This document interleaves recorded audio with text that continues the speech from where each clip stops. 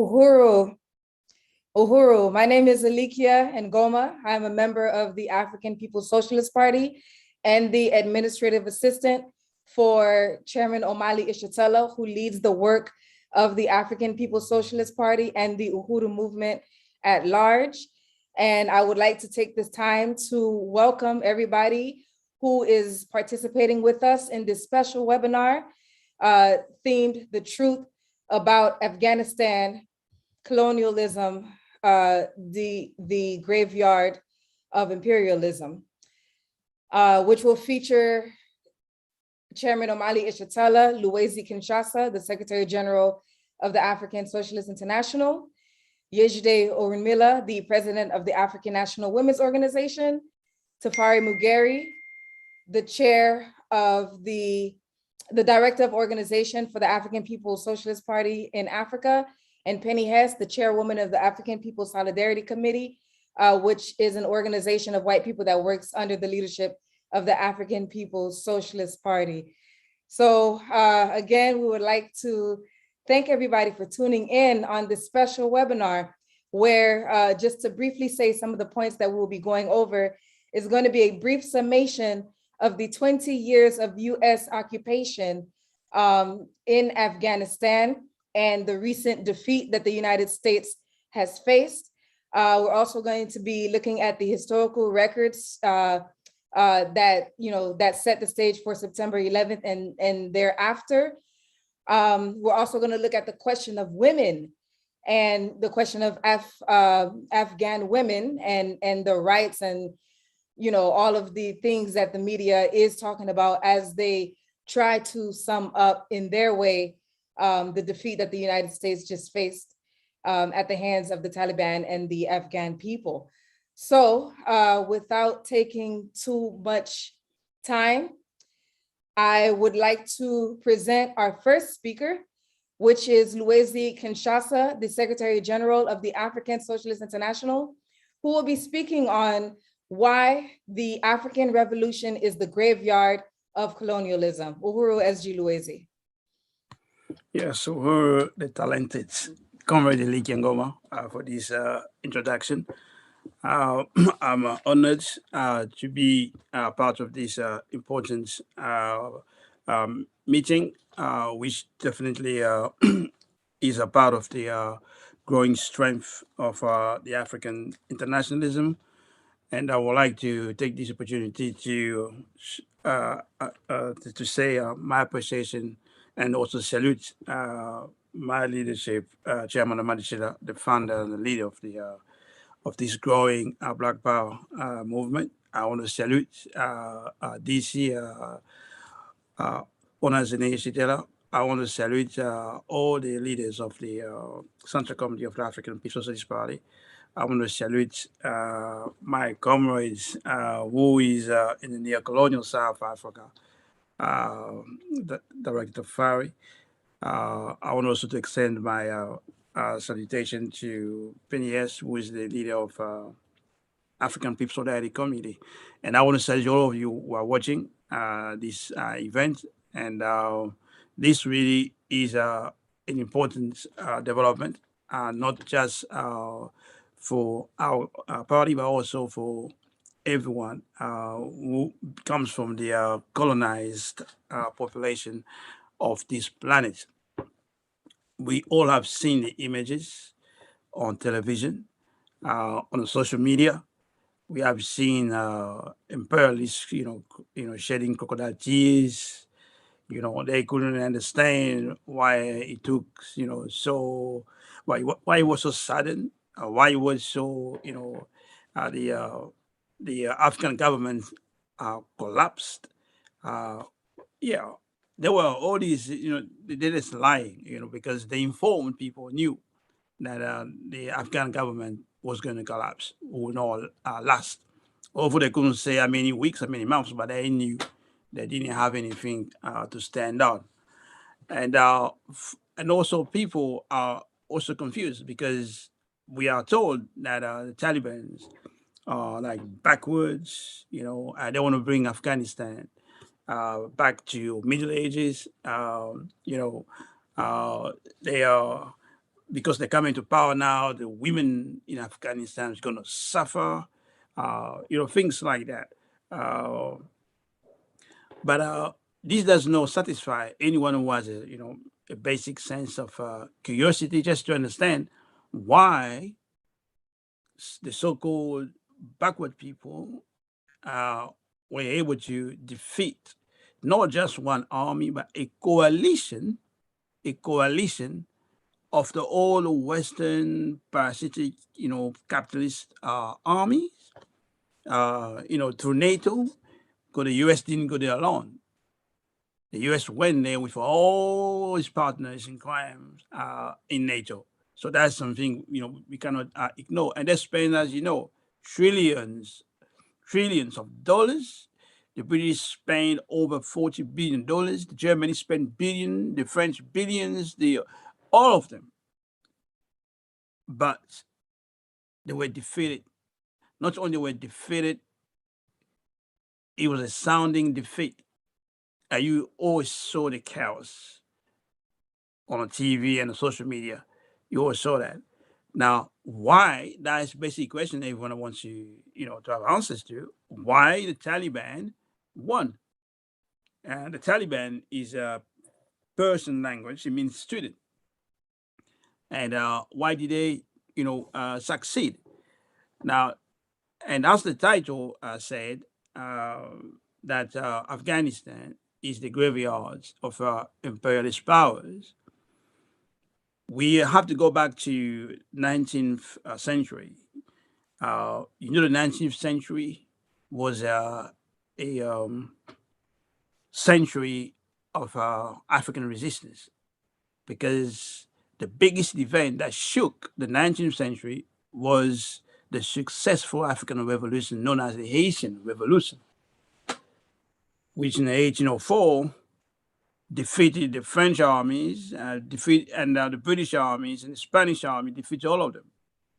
And this was, the African workers, because the colonized slaves, they were workers essentially. They defeated the colonizers' armies, and that event itself shook the world. And even today, this event is not really taken to its just value, starting with ourselves, Africans, because we're trying to understand why the Afghanistan people were able to defeat NATO's troops led by the United States. You have to understand Haitian Revolution, because he inspired all oppressed people on the planet. You talk of Venezuela revolution, the Bolivarian revolution, as you know, all over the world, oppressed people inspired by Haitian revolution were willing to fight. And I will not build a wall between that spirit of fight with what Afghanistan did in 1839, because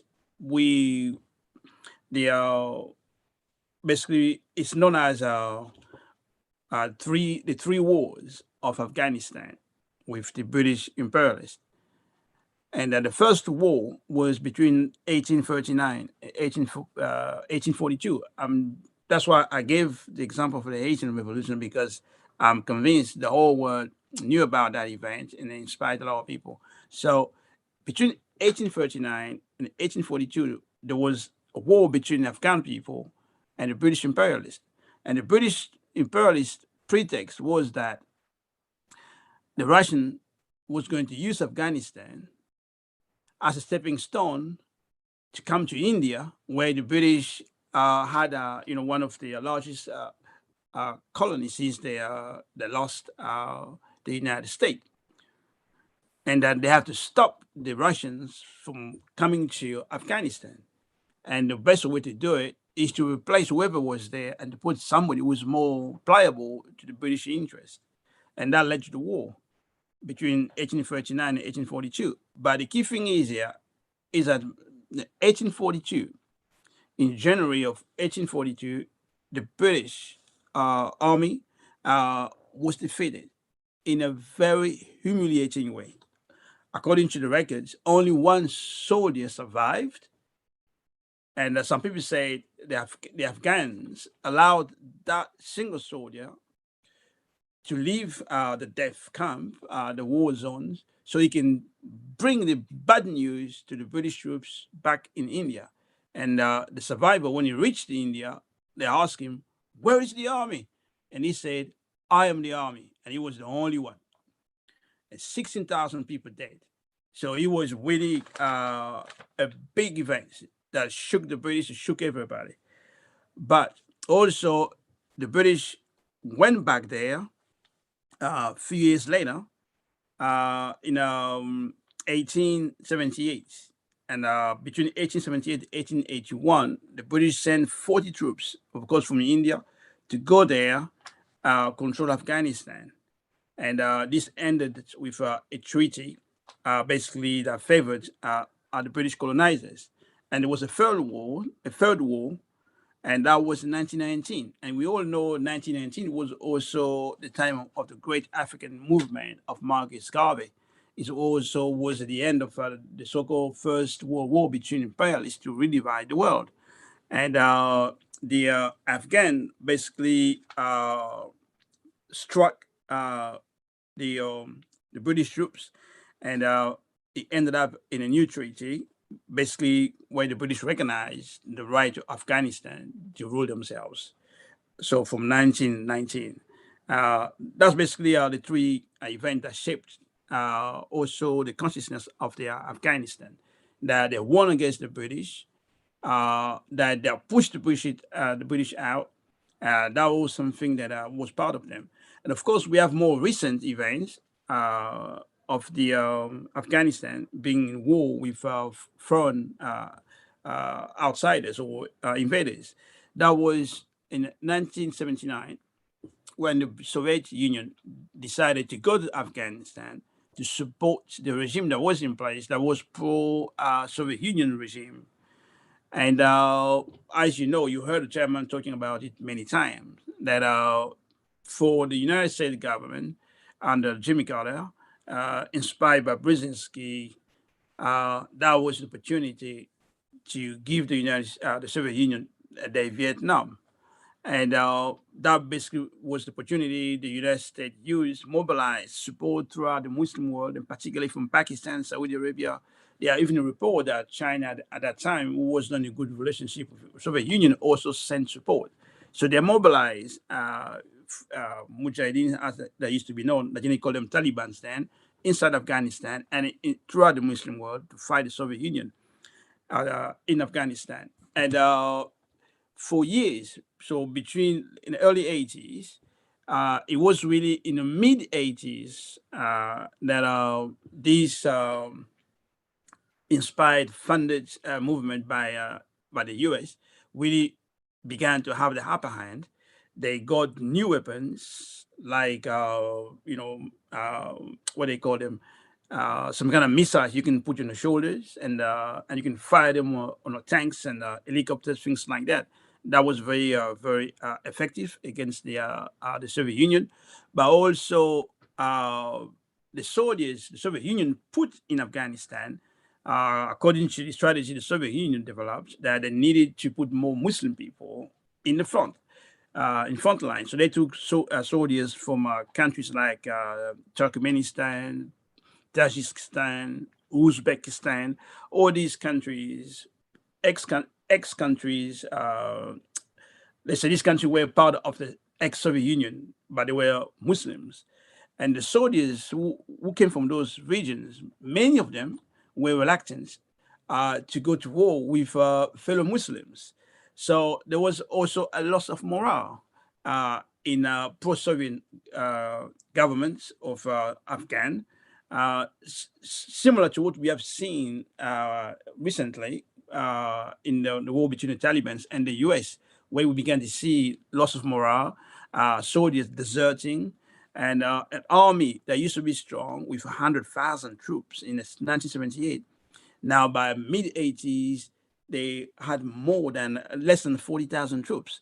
In the meantime, the United States continued to pour in, Mujahideen in the name of jihad from all over Muslim world, and of course, the president of Soviet Union at one point, Gorbachev, decided to pull the troops out, sign the treaty with Pakistan and all those forces who supported the Mujahideen, and withdrew from Soviet Union, withdrew from Afghanistan, and that was in the 1989. And of course, after that, the government 3 years later collapsed.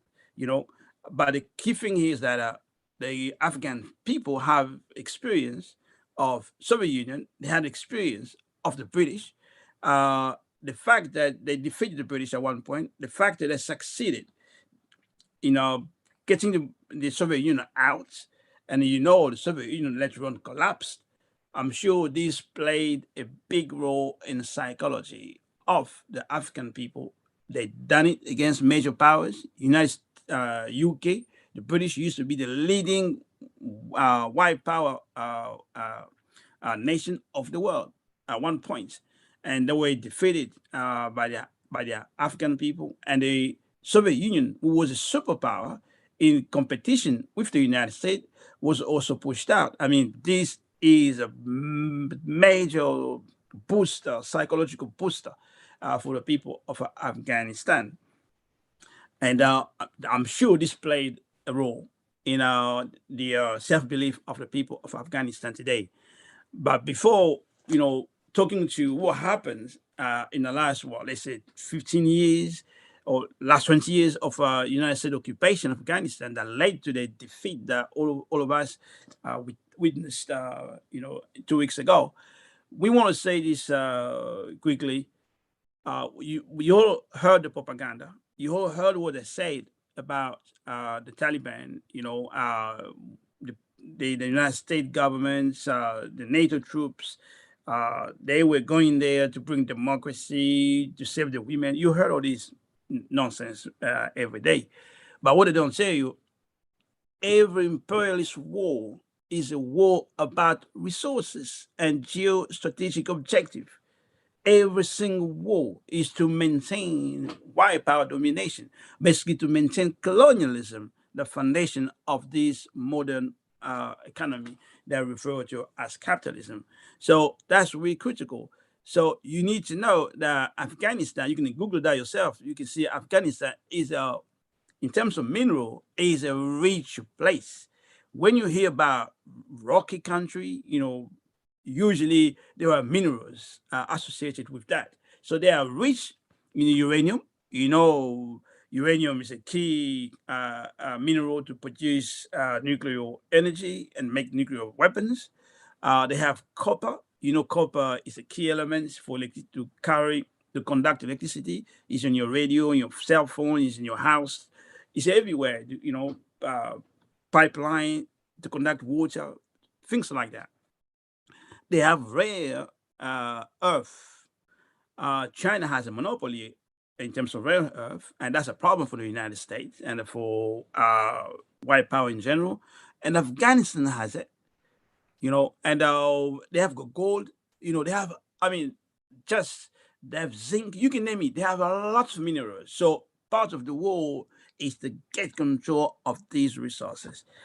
But in terms of geostrategic value, apart from the resources they have, you already know the location of Afghanistan. Who are the neighbors of Afghanistan? You have Pakistan, you have China, you have Russia, you have Iran. So just these few names, you hear those names all the time in the news. The United States and its allies, they're in a war of influence to control the world with China, with Iran in the region, with Russia. Every day you hear the news, there is something going on between Britain or United States or France against three of these countries. So Afghanistan is of great significance, and the defeat of the United States also is of a greater significance. So we need to be clear on those points. Now, people trying to understand why the Taliban, why they won. There are a few reasons. You know, the governments that was overthrown in Afghanistan is a corrupt, well, it was a corrupt, incompetent government. When I say corrupt, it was corrupted, and the people, hated to see all these, you know, rich officials coming from nowhere and rich themselves, immensely. They just dislike that, and also the people of Afghanistan, they hate foreign occupation. Africans need to understand this. They hate foreign occupation, and they remember that they won against the British. They remembered they won against the Soviet Union, and they remember that the United States government can also be defeated. That was definitely in the brain. And other things we need to know is that they give us these propaganda that Taliban are backward and things like that. What they didn't tell you, the Taliban have learned from their mistakes. They came to power in the 90s, 92, and you all know they were bombed out of power by the United States after September 11, 2001. You remember that. But they learned from that too. So, one, they are against corruption, and they took action against corrupted officials. Whenever opportunities arise, they did take it. They did apply Sharia law, according to their objective, in a way that they warn most of the people in Afghanistan that if the Taliban are in power, there will be no corruption, justice will be delivered, and security will be delivered too. And the United States, every time they bombed the people of Afghanistan, what they were doing, they were recruiting people from the Taliban. People need to know that. All these civilians killed by the United States and its allied of the nature of troops, they opened up the door for the Taliban to recruit people.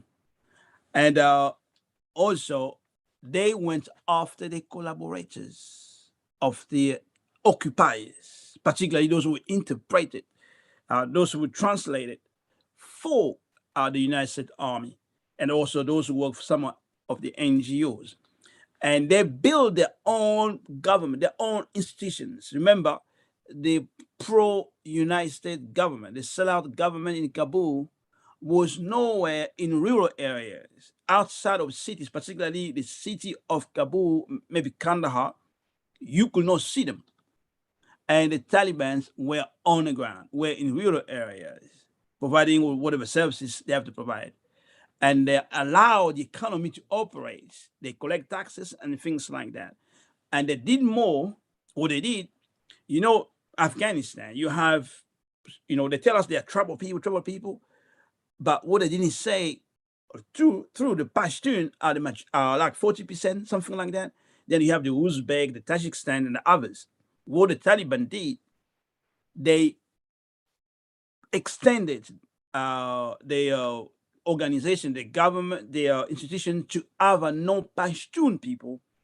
So they build alliance through ethnic or tribe, and they were successful in doing that.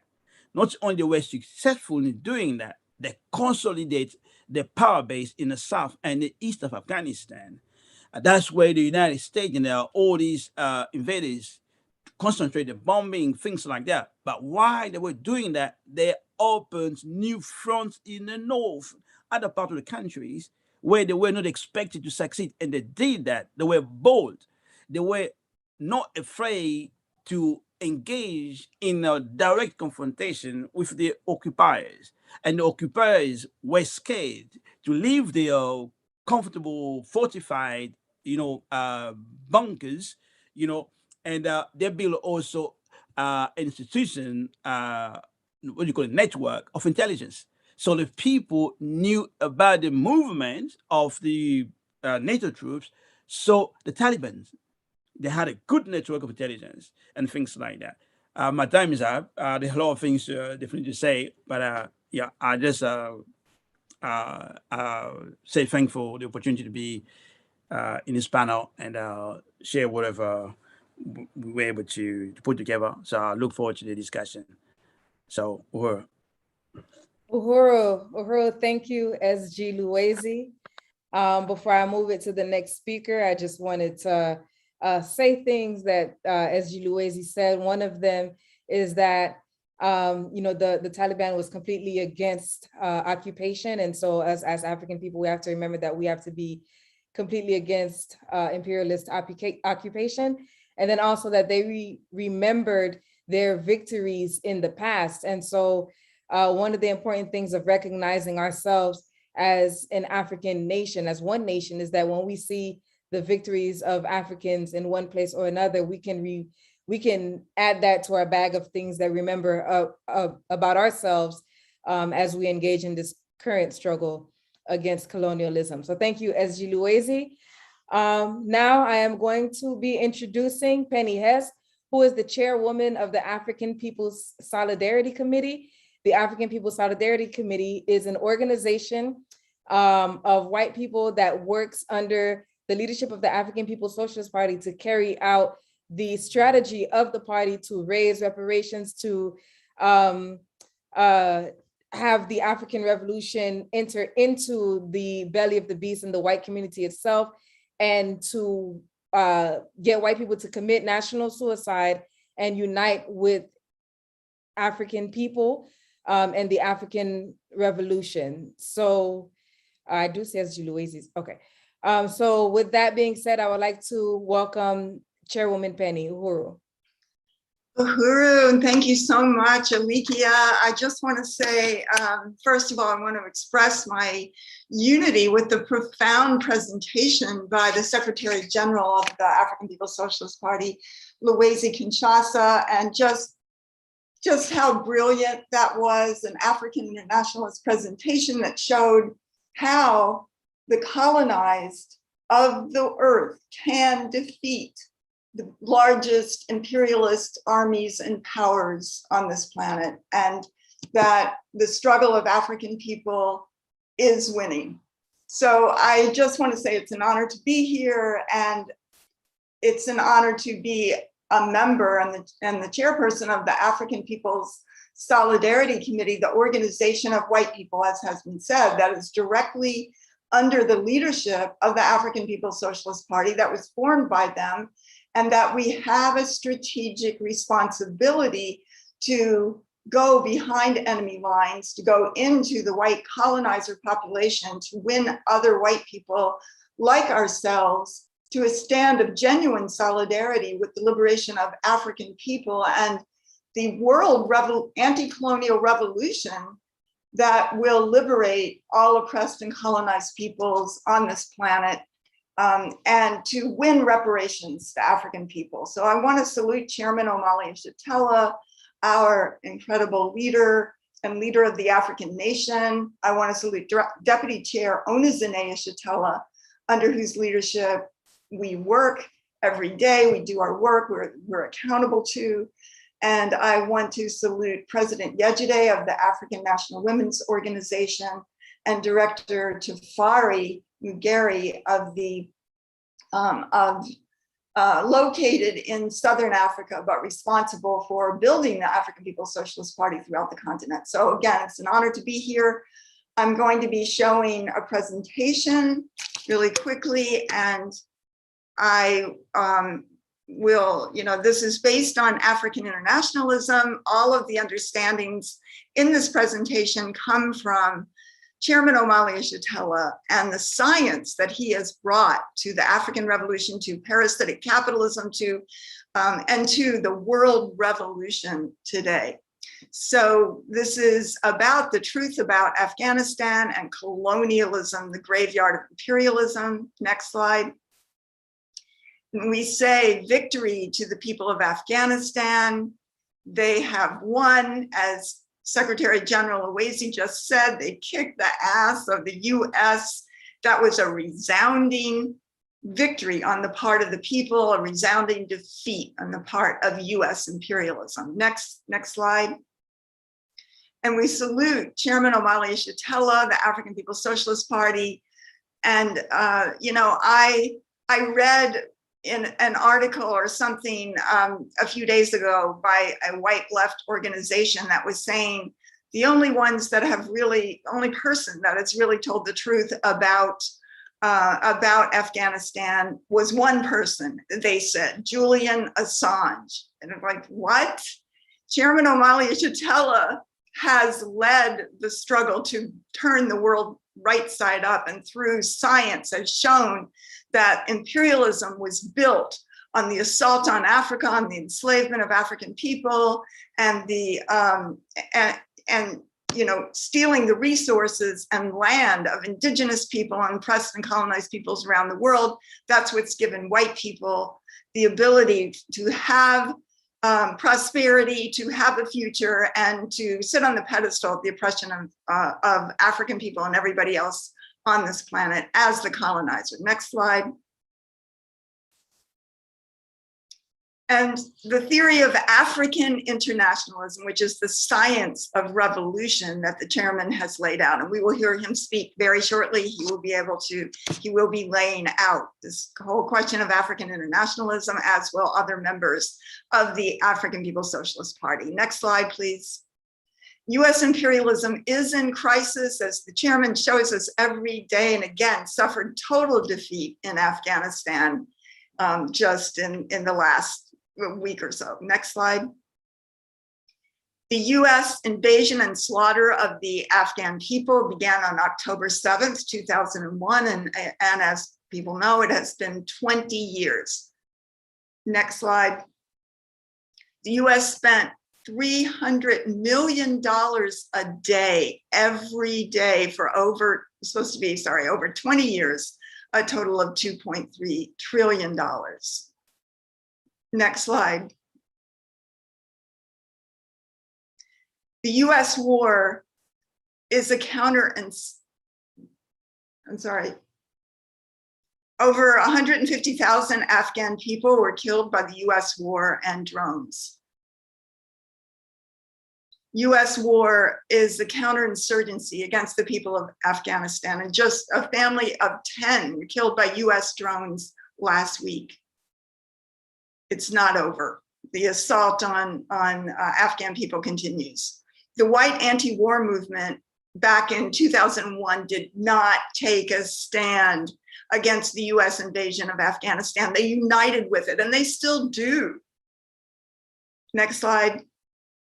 But the Chairman Omali Yeshitela, after the September 11th, which we're seeing an incredible and flooded about even September 11th and the invasion and the whole US war against the people of Iraq, the chairman immediately, I think it was on September 12th, 2001, formed the Florida Alliance for Peace and Social Justice. It was the only African-led peace movement in the United States, and it bridged the entire state of Florida. Next slide. They had a demonstration, the chairman led a demonstration of the Florida Alliance at MacDill Air Force Base. I believe that was in October 2001, right after the invasion.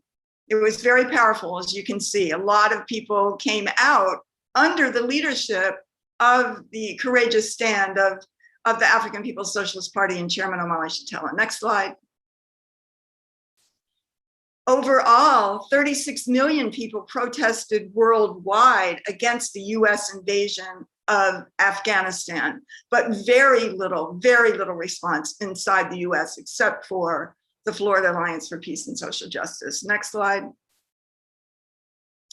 The party was the only anti-war force that tied the US war against the people of Afghanistan to the US war against African people that goes on every day, the counterinsurgency against African people in the form of US imposed drugs and mass imprisonment and the police murders that we see, along with, or in subsequent to the destruction, the defeat of the African Revolution of the 1960s.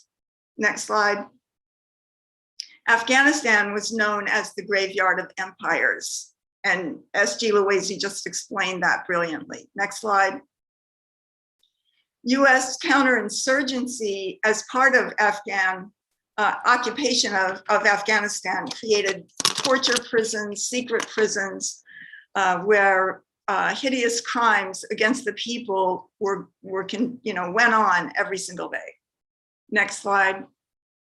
In the 1970s, Afghanistan women had full rights under the People's Democratic Party of Afghanistan. Next slide. The Afghan government was supported or had a relationship with the Soviet Union. Next slide. The US took it on under Carter, under James Earl Carter, as Chairman called it, and funded and trained what was called the Mujahideen, the Islamic fundamentalists, quote unquote, in what was called Operation Cyclone, a CIA operation under President Carter. Next slide. The US goal was to draw Soviet Union into a war it could not win, and indeed it could not, as Luwezi just laid out. Next slide. By 1991, the Soviet Union had collapsed and Islamic forces were in power in Afghanistan, the Taliban. Next slide, please. The Taliban eradicated opium production. US and neo-colonialists work with the drug traffickers. Next slide. The US is the real drug dealer, as is known and has been put out by the African People's Socialist Party since the US first imposed crack cocaine into the African communities in the 1980s, something that was exposed in the Iran-Contra hearings, but something that the African People's Socialist Party had put out from day one. Next slide. The Politics of Heroin, a book by Alfred McCoy, stated that US CIA covert warfare in Afghanistan expanded the Southern Asia drug trade, the drug trafficking led by the US. Next slide. Next, please. The chemical warfare against African communities inside the US was tied to what the US is doing anywhere around the world, controlling the drug trade, the rise of heroin addiction in the 1980s in the African communities. And as we know, the imposition, as we said, of cocaine, crack cocaine into the African communities when the US was fighting an illegal war against the successful victory of the Nicaraguan people and the FSLN. It was fighting a counterinsurgency against them and using drugs to finance that. Next slide. And that we saw, as the chairman has analyzed, and I think that it's really important to understand that the collapse of the Soviet Union left a political and ideological vacuum. So when we saw struggles for national liberation throughout the 40s, 50s, 60s, and 70s in the US, when we saw the victory of Vietnam, and we saw oppressed and colonized peoples organizing under democratic centralism scientifically for a socialist revolution and victory against imperialism, much of that was gone with the defeat and the counterinsurgency against the Soviet Union, and it left an ideological vacuum that is filled in some ways by religion, as the chairman has laid out today. Next slide, please.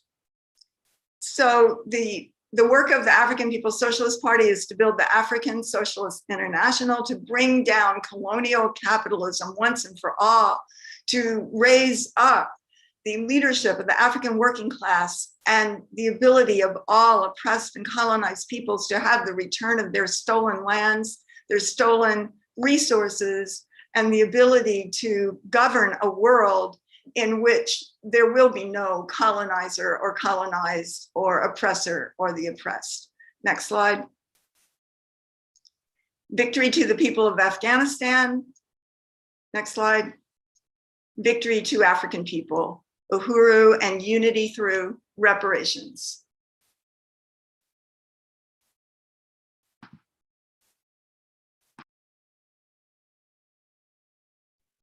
Uhuru. Uhuru, thank you, Chairwoman Penny Hess, for APSC Chairwoman Penny Hess, for that presentation and that PowerPoint.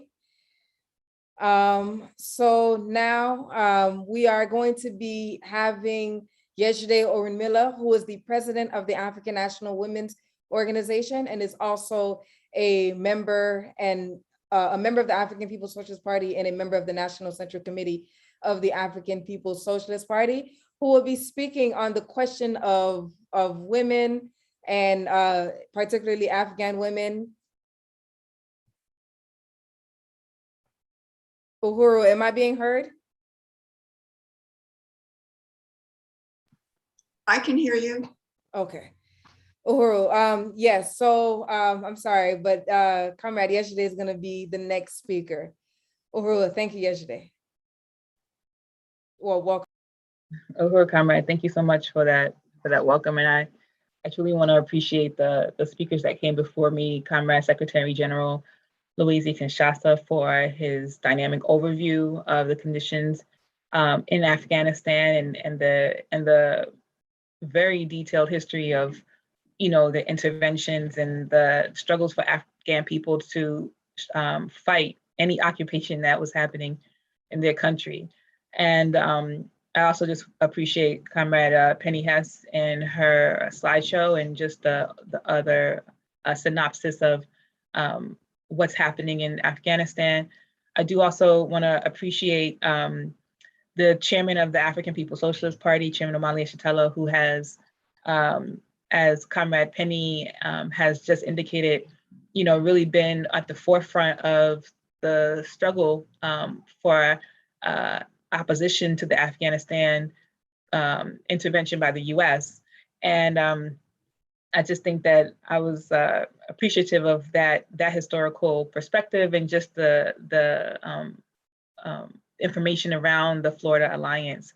I just think that is really critical, particularly as we see these anti-war movements, that African led movements are really significant, which is indicated by the party creating the Black is Back Coalition for Social Justice, Peace and Reparations. I also just want to appreciate all of the panelists who are coming before me and after me, and the leadership of Deputy Chair Yeshitela, as well as the rest of the Central Committee, and to the leadership of the African National Women's Organization, which I lead, which is responsible of bringing African women into revolutionary political life. And just really, again, just want to hold appreciation for the entire party and the movement, without which, this whole question of women, colonized women, that's in my lap is being developed. I first want to say that as a colonized African woman, I recognize the significance of Afghan women struggling for their independence and within the context of fighting against U.S. imperialism. And we've been seeing a lot in the news. Bourgeois media has been saying how they're so concerned about Afghan women and the human rights violations and all these things that serve as the momentum or impetus for U.S. intervention in the country. But we should definitely be clear that the United States did not go into Afghanistan to protect Afghan women. As Secretary General Luwezi has pointed out, the U.S. And other foreign powers' interest in Afghanistan is always for resources and labor. It's always about occupying for those minerals that a particular country holds and its position, obviously, in that area. So we know that for a clear fact that the question of Afghan women and purporting to hold up their rights and to make sure that there's democracy amongst the land is nothing but, a malarkey, this bourgeois malarkey that has no basis in the reality of the Afghan people and their struggle to defeat US occupation in their country.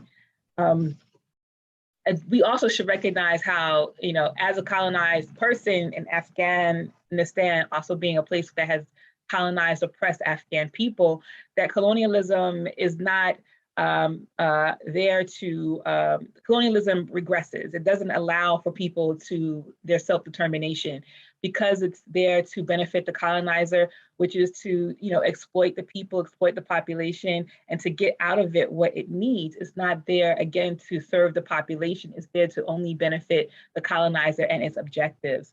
So what it does is that it traps the people that is colonizing in this circle of life that only revolves around the needs of the colonizer. Therefore, any progress that would have been intrinsic in that society stops automatically because now they're serving the interests of the U.S. colonizer.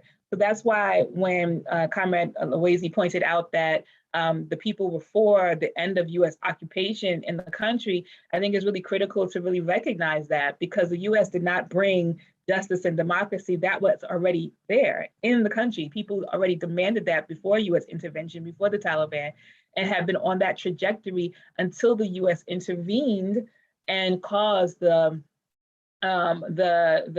conflict, which resulted in, a hyper, Islamist state that they armed and trained for the purposes of defeating Russia.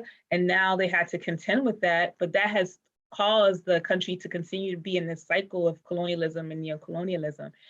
Which right now people are concerned about the conditions of women, but obviously the U.S. was not concerned about the conditions of women when it was dropping bombs on neighborhoods and killing entire families and shooting down women and children in the streets because they because they claimed that there was some sort of terrorist outbreak in a particular area. The U.S. was not concerned about the conditions of women and children and the human rights violations and all of these things that they claim to be concerned about now that they have been defeated by the Afghanistan people. And so I also wanted just to point out that with that point that fighting colonialism and colonialism itself is not a non-violent competition. Like, it requires violence, and the people who have been fighting the colonial advances of the United States and the other foreign powers in that area have had to wage a serious and bloody war. And that includes Afghan women who had no desire to be oppressed and exploited by a foreign entity like the United States, but also have no desire to be oppressed at all. And so the developments that had been in place and happening between 1965 and 1990 with Afghan women's groups in Afghanistan can continue to push forward, because now the people have more power over their lives in the country. And so, as a revolutionary African woman, as opposed to colonialism, we say victory to Afghanistan, and victory to Afghan people, and victory to Afghan women who are now able to push forward the developments that need to happen to free themselves from any type of oppression that holds them in a place of regression. And so I really appreciate Comrade Penny pointing out, the question of Afghan women in 1970s and them being able to, they have full rights and things like that. I just think that it's really important, because one thing that I saw was that people like to say that the Afghanistan was a puppet of Russia, but the reality is that the Afghanistan communists were actually in power longer than the USSR, the Russian alliance. And so, they were more for Marxist ideology and for the question of forwarding equality and socialism and justice within the land, and held that strong until obviously the US intervened, inciting the opposition to the Russia, and henceforth, creating the war that we currently see.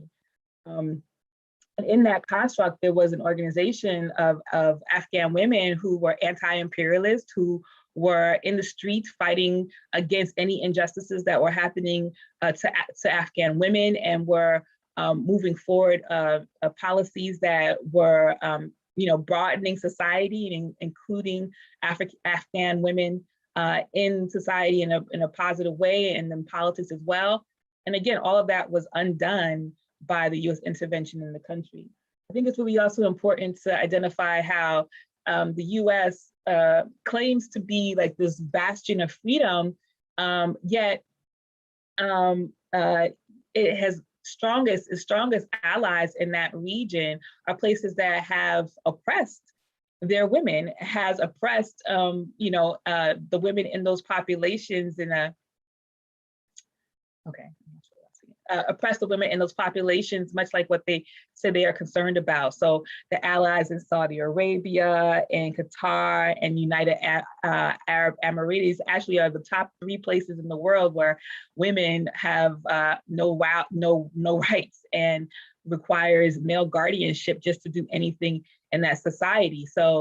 But there's no propaganda around those countries because they're in the interest of US imperialism. They are being funded by and or armed by the United States, and the United States is getting something from them in terms of security and its interest in that region. So again, just to reiterate the fact that the United States have no interest and has no basis for their cries around women's rights, particularly because it doesn't benefit them. And actually, women in Afghanistan have been used as the rallying cry for white bourgeois women who have been empowered to go enter into Afghanistan and continue to stay in Afghanistan. And now Afghan women are being used as a way to say that we have to keep US imperialism in Afghanistan. If I was an Afghan woman, I'm a colonized African woman, and if my situation is being used to justify US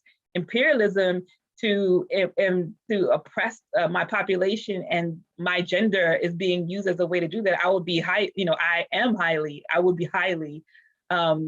repulsed by that. And I just think that this is an opportunity for Afghan women and any other colonized woman to stand up against these claims that the United States brought democracy and peace, when in fact they brought terror and continue to create unrest in that region. And I also want to say that the U.S. and its allies, its European allies, like the U.S. is not saying anything about the oppression of Muslim women in France, where there's these highly oppressive laws that ban the way that Muslim women dress, covering their faces and things like that. But then there's no mention of the human rights violations that are happening right here in the United States, where the United States state of Texas has basically said that if a woman decides that she wants to have an abortion, that she will be penalized with jail time. So there are a lot of things that are happening in the world that the United States would justify if they were concerned about human rights violations and women's rights violations, that they can really just pick it out of the lot of things that they have been involved in. But that's not what U.S. imperialism does. And U.S. imperialism uses the situation that they cause as a result of colonialism they cause as colonizers to further its own interests, not the interest of Afghan women, not the interest of democracy, not the interest of any of that other stuff, but the interest of the United States and what it needs to control and dominate the world and the world's people. So as you know, I just wanted to say that, as the African National Women's Organization stands in complete unity with Afghan women and their struggle, their fight to be free of all oppression. And we stand in complete solidarity with the Afghan people against the onslaught of US imperialism and any other type of occupation that would rob them of self-determination. And we are, really excited about the future of Afghanistan and of Afghan people, and are really looking forward to developments of Afghan women. And, when they are left to their own devices to deal with, the contradictions within that society, because some of them still exist. And so So we have to resist. We have to resist as colonized women. We have to resist any propaganda that says that that U.S. imperialism and occupation should continue to happen on our behalf. We have to fight against any of these messages that would allow for our conditions, which have been exacerbated and deepened as a result of U.S. imperialism. We have to resist any of that, and we have to resist, and we have to arm ourselves and arm other people to recognize that, you know, when those tactics are being used by bourgeois media and by ruling class and their militaries around for their own interests and as a way to oppress Afghan, and other colonized people as well. So I just wanted to contribute that to this conversation. The U.S. is not here for Afghan women and their freedom, and just like it's not here for African people and African women or our freedom, just like it's not there for any other parts of the world. It's always there for their interest and to rob the people of self-determination and to create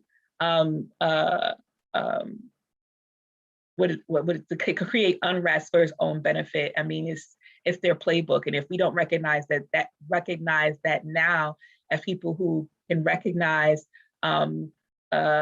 U.S. Tactics and strategies of undermining self-determination throughout the entire world, that I don't really understand how you can call yourself a revolutionary. And so I just really appreciate the chairman for continuing to move that forward and for educating, but also to encourage us to be dialecticians and to really sum up the conditions of the world and relate it back to the whole struggle for colonized people and our freedom. Because until we destroy colonialism, capitalist colonialism, and imperialism, we're going to continue to see these tactics move forward by the U.S. and its allies. So again, I appreciate being able to participate in today's webinar. Uhuru. Uhuru, thank you, President Yejide, for that presentation. Before I move this program forward, I want to say that we do see some participation in the comments on Facebook, as well as on YouTube, and a few Q&As, questions have come in the Q&A on Zoom. We are about halfway through this, and we have a couple more presentations. So if you already have some questions, you can begin putting them in the comments now, and those will be accounted for. And as the next two presentations are made, you can also type your questions in whatever the comment section of whichever platform that you are participating with us on. So now we will be hearing from Tafari Mugeri, who is the Director of Organization for the African People's Socialist Party's Africa region, as well as the chair of the African People's Socialist Party Occupied Azania or South Africa Party. And he will be speaking on African workers' solidarity with Afghanistan. Uhuru, Comrade Chair Tafari. Uhuru, Comrade Elikia, thank you very much, Africa. I want to firstly salute my leadership of the African Socialist International, as well as the International African Revolution, Chairman Omali Yeshitela, who is the leader and founder of our movement and Revolutionary Party. And I also want to salute the Secretary General Luwezi Kinshasa of the African Socialist International, as well as the Deputy Chair Onazine Yeshitela, and the entire National Central Committee of the African People's Socialist Party. As it has been said, I am Tafari Mugeri, and I am the Director of Organization for the African Socialist International Africa region. And I just want to really salute and unite with everything that has been said by the speakers that spoke before me, as Luwezi, Comrade Chairwoman Penny Hess of the APSC, as well as President Yejide Orunmila.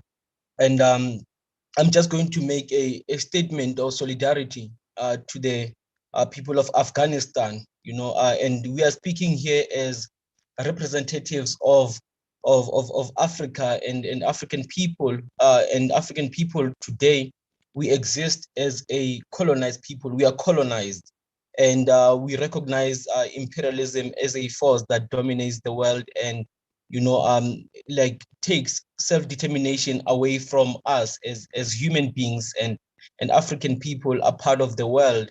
And we are saying this in recognition of the fact of what happened in Afghanistan has a consequence for the entire world.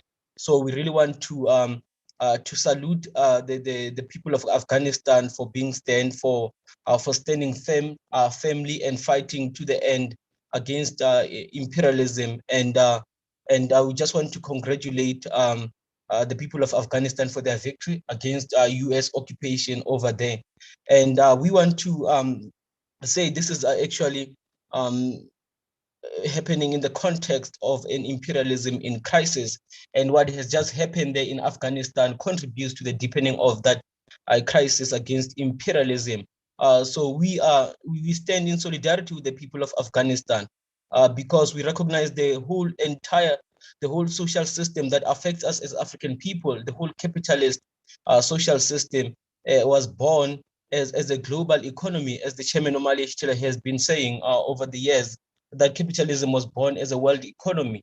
And this world economy was born through the capture and colonial enslavement of African people and the domination of the peoples of the world. And this is how capitalism is able to manifest itself in the world and be able to actually exist as a real thing in the real world. And we saying that capitalism and imperialism is confronted with an existential crisis right now. So we gain a lot of confidence by seeing the people in Afghanistan being able to have the imperialists, the greatest like world power imperialist force and military force in the world, are packing their bags and being given a deadline to say that on this date you should be out of this territory. And we saw them packing their bags and thinking that by actually destroying some equipment and so forth would actually affect the people of the morale of the people of Afghanistan. But then it encourages them more, to rebuild and actually to fight for self-determination, and we just want to salute the spirit of the Afghan people, their anti-foreign and imperialist occupation spirit, to say that we don't want anyone to come into our land and say that they can actually determine how we're supposed to exist.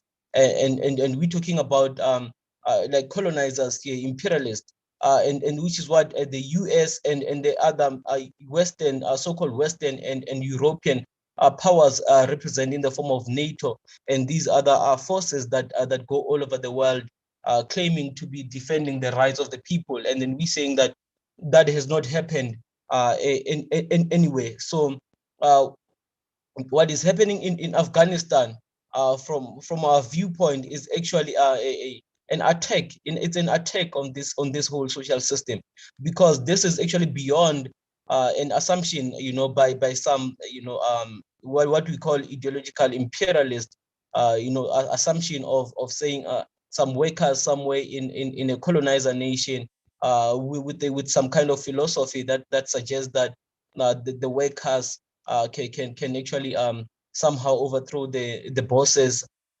from an imperialist country, and that's going to solve the problem.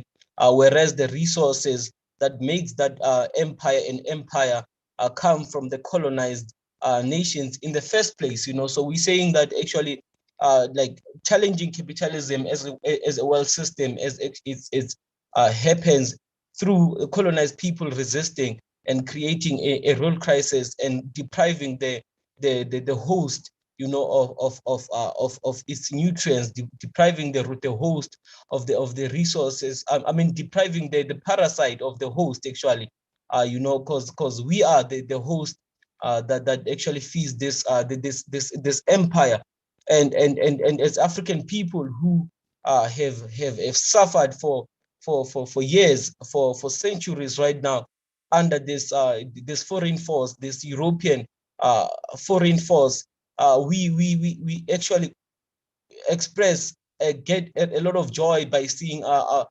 enemies, our permanent enemies, being defeated. You know, we believe that this system is can be defeated ourselves, and we want to see ourselves on the same path. We are actually on the same path. We want to encourage African people and other colonized people to say that if we have that determination, if we are determined to say that we can actually govern ourselves, and we don't want to compromise, because there was no compromise in the last 20 years since the invasion of Afghanistan by US imperialism. There was no compromise to the end.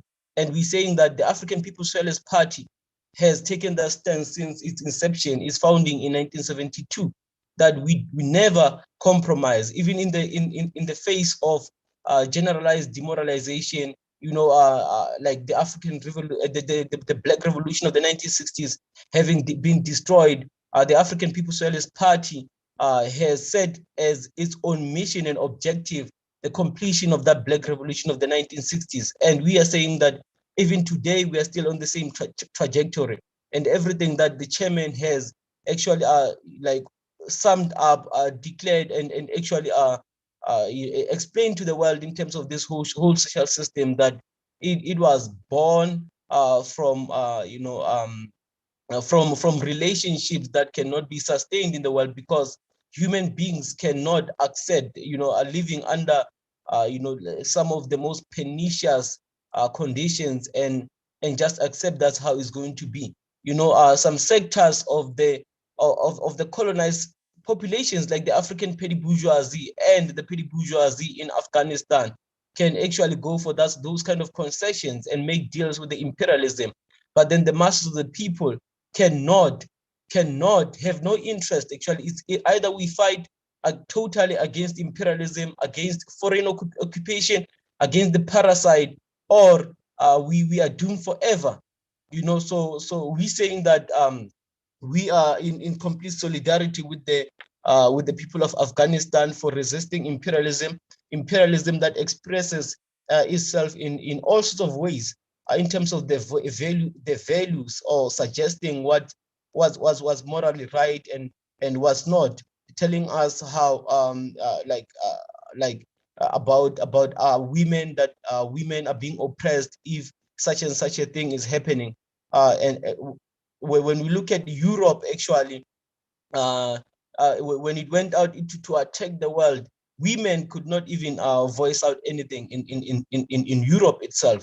Women, actually European women, could only get some kind of rights, or even to have a voice through the colonization of the peoples of the world, when the resources started going to Europe, and actually with the peoples of the world resisting and actually showing the European nation what it means for people to have, a representation, or some kind of freedom. Like, for example, with Marcus Garvey, African women being able to vote in the UNIA, gave women in the colonizer nation confidence that they could actually fight for a vote as well.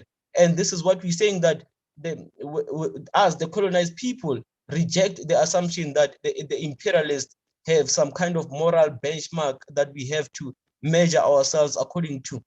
We can actually reflect in our own history and look at the history of the imperialists and see that the real contradiction here is not that we have some moral deficiency or anything like that, that we have to learn some values from imperialism, but the reality is that we are colonized. We don't have the capacity to actually even demonstrate what it means for people to to build their own society. The chairman Omali in 2017, if I'm not mistaken, wrote a piece, and in that piece there is a section that speaks about what will a liberated Africa look like. We, as the African People's Socialist Party, have our own philosophy. The same way that the people in Afghanistan, unlike some of these petty bourgeoisies that just want to be accommodated into the system of the imperialists, have their own philosophy. That's what the chairman has been saying, that So we commend that. We commend the whole debunking, rejection, negation of imperialism altogether. And we're saying that people of the world should be able to fight for self-determination. And I think it was actually Mao Zedong, if I'm not mistaken, I know my leadership will correct me if I'm mistaken here, who said something to the effect that, struggles for national liberation all over the world are internationalist, in terms of how this system functions, so we recognize everywhere, all the peoples of the world, whether be it in Venezuela, be it in Afghanistan, wherever imperialism is being compromised. This is actually part and parcel of how the system is going to be destroyed.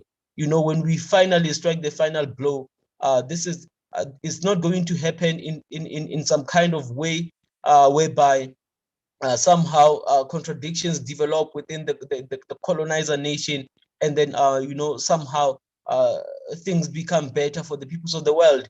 The more we resist, the more we capture our resources back into our own hands, the more we get rid of the colonizer, the more we get rid of AFCON in Africa, the more we get rid of the parasites that are creating chaos in Congo, the more we get rid of all these intelligent organizations that are sent by imperialist nations such as Israel and the United States across Africa. That's how we kill the colonizer, the imperialist in the world. So we want to salute the people of Afghanistan. We want to say that we are with you, and we were expressing like total solidarity with the people there. And we don't buy into this whole question of saying, but then do they have this and that in Afghanistan and so forth? But what we are in unity with is the fact that, imperialism, the thing that creates the fundamental contradiction that creates us responsible for all other contradictions in the world, is being destroyed, is being compromised. And then we can actually get to the point of saying what kind of social system we want. And that's what the African People's Socialist Party does. That's what African internationalism is all about. It gives us a way forward to say that we can actually experience a different reality. Some of us, actually all of us, have not experienced anything except being colonized. All we know is colonialism. And we desire a new world whereby human beings can actually just be human beings. And we are saying that what the Afghan people have demonstrated in Afghanistan gives us a lot of courage, and we just want to really call on African people to say that that's the courageous stance that we must take to fight to the end, to the bitter end, and no compromise, no surrender. Uhuru. Uhuru Chatafari, no compromise, no surrender. If you are just now tuning in and participating with us, this is a special webinar being led by the African People's Socialist Party. It is titled The Truth About Afghanistan, Colonialism, the Graveyard of Imperialism. And so far we have heard from Luwezi Kinshasa, who's the Secretary General of the African Socialist International, Penny Hess, who is the Chairwoman of the African People's Solidarity Committee, Yejide Orunmila, who is the President of the African National Women's Organization, and the person who just spoke before me was Tafari Mugeri, who is the Director of Organization for the African People's Socialist Party's Africa region. And so now we will be hearing from our keynote speaker, Chairman Omali Yeshitela, who leads the work of the African People's Socialist Party, as well as the work of the Uhuru movement, of which those organizations I just named, make up, including other organizations and institutions that are led by the party and by the chairman. He is going to be speaking on the crisis of imperialism and the victory of the African and colonized people. Uhuru, Chairman.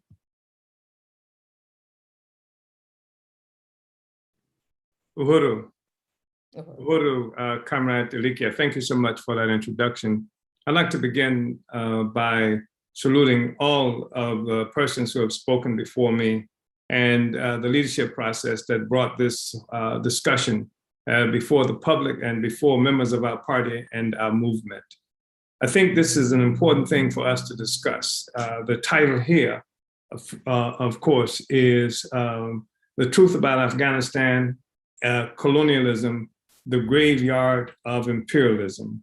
And we've said colonialism, the graveyard of imperialism. Obviously, that is a play on the terms that's been used about Afghanistan, how different military forces of different countries who have gone into Afghanistan. Comrade Secretary General Luwezi spoke eloquently of that, knowingly of that, and how they've gone in and they've lost miserably.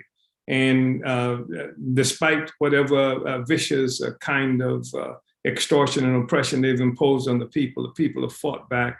And as Comrade Luwezi mentioned, there is a culture in Afghanistan, and perhaps it was forged over the centuries of fighting against foreigners who would come in and try to occupy their land. There is a culture of deep opposition to any force that would come in and occupy Afghanistan and its people.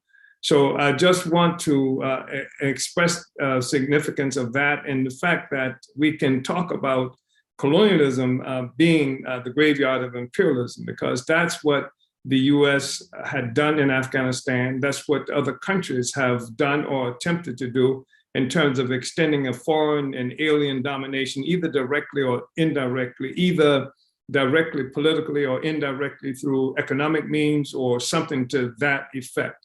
That what we have is a whole world economy. In fact, brothers and sisters and comrades, that rests upon the foundation of colonialism. That's why we refer to the world economy, we refer to the mode of production that succeeded European feudalism, not as capitalism, but as colonialism. Colonialism is a mode of production. In fact, it was the bridge between European feudalism and what we've come to know as capitalism. And the thing that made it into this capitalism that people talk about and hate so much within the United States, they claim as well, is colonialism. Is the European leaving its own shores. In fact, leaving shores even before it was defined as Europe of this land or these lands north of Greece and northwest of Greece. And so we have a whole world that is shaped by Europe going out, colonizing peoples around the world, enslaving African people 600 years ago. Portugal, 1415, initiated this process of capturing and selling African people throughout the world. This is the foundation, if you will, of the whole capitalist system that many Marxists claim to hate. But the fact is that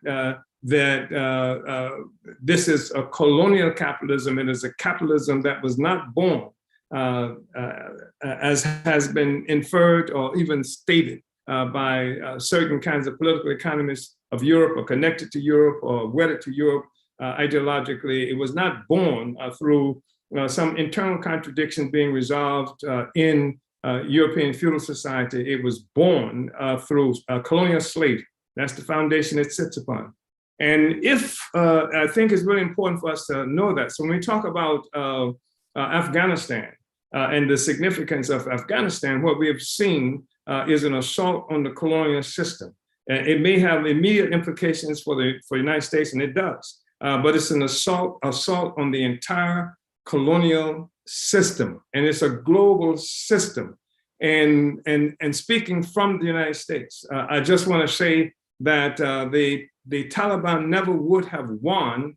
The people in Afghanistan never would be free if their slogan, if their philosophy was one that taught them that they had to win favor with the colonizers. There's never been an instance where the Taliban the Afghan as a group, as a people, sought to freedom from imperialist domination by winning friends with the colonizers. There was no policy inside Afghanistan that was influenced by the leadership of the Afghan resistance that said that how we get our freedom is to make the occupiers, to make the colonizers like us. There was no anti-racism that the Taliban talked about. They understood that they had to be completely free. They had to take their freedom away from the colonizer. And if you think about the Afghan people and the resistance in Afghan, people who simply bowed down to slogans of anti-racism in this contest they were having with the United States, before that with the Soviet Union, or any other country, any other British in particular, because I can't count effectively the Soviet Union, because in many ways that was a US influence informed process. But just think about them having come to some conclusion that what their main slogan should be body cameras, their main slogan should be hands up, don't shoot, which is another way of saying I surrender, as opposed to the tremendous resistance that we've just seen. And of course, in order for that resistance to occur with the tenacity that it has occurred, there had to be a belief system upon which it rested. And the thing that has people talk about the corruption of the Afghan government, the U.S. Afghan government, talk about how the Taliban has ended that corruption, ended the opium production, etc. You're talking about a group of people that had a philosophy that believed in something. Whereas when you look at the people who were put in power by the United States, some of them actually haven't not lived in Afghanistan for years and had been in the United States as business people or as someone who was working with the United States against colonized people in other places and put in place there. These are people who don't believe in anything. They talk about how meaningless the resistance was to the offensive by the Taliban, because the Taliban and the people who united with them believe in something. They believe that they have a right to their own country, their own land, what have you, even if that belief revolves around, is wrapped in religious clothing. They believed in something. But whereas the colonizers and the neo-colonialists don't believe in anything, that's why they can work for anybody except their own people. That was true in Vietnam, where the comparisons are continuously made in terms of what has just happened in Afghanistan.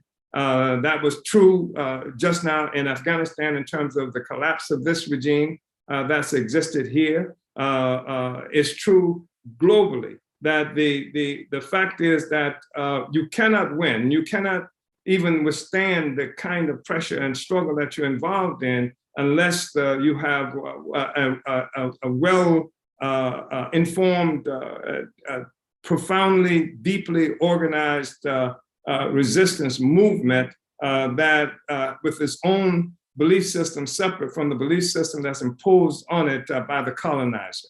And there are, even today, as we have this discussion, there are organizations with which we have serious disagreements in Africa who have resorted to some even barbaric kinds of attacks on African people in general and throughout Africa, but who came into existence in opposition to colonialism and who put forth demands and even slogans opposed to the white man's education, et cetera, this colonial assault that's being imposed on our people.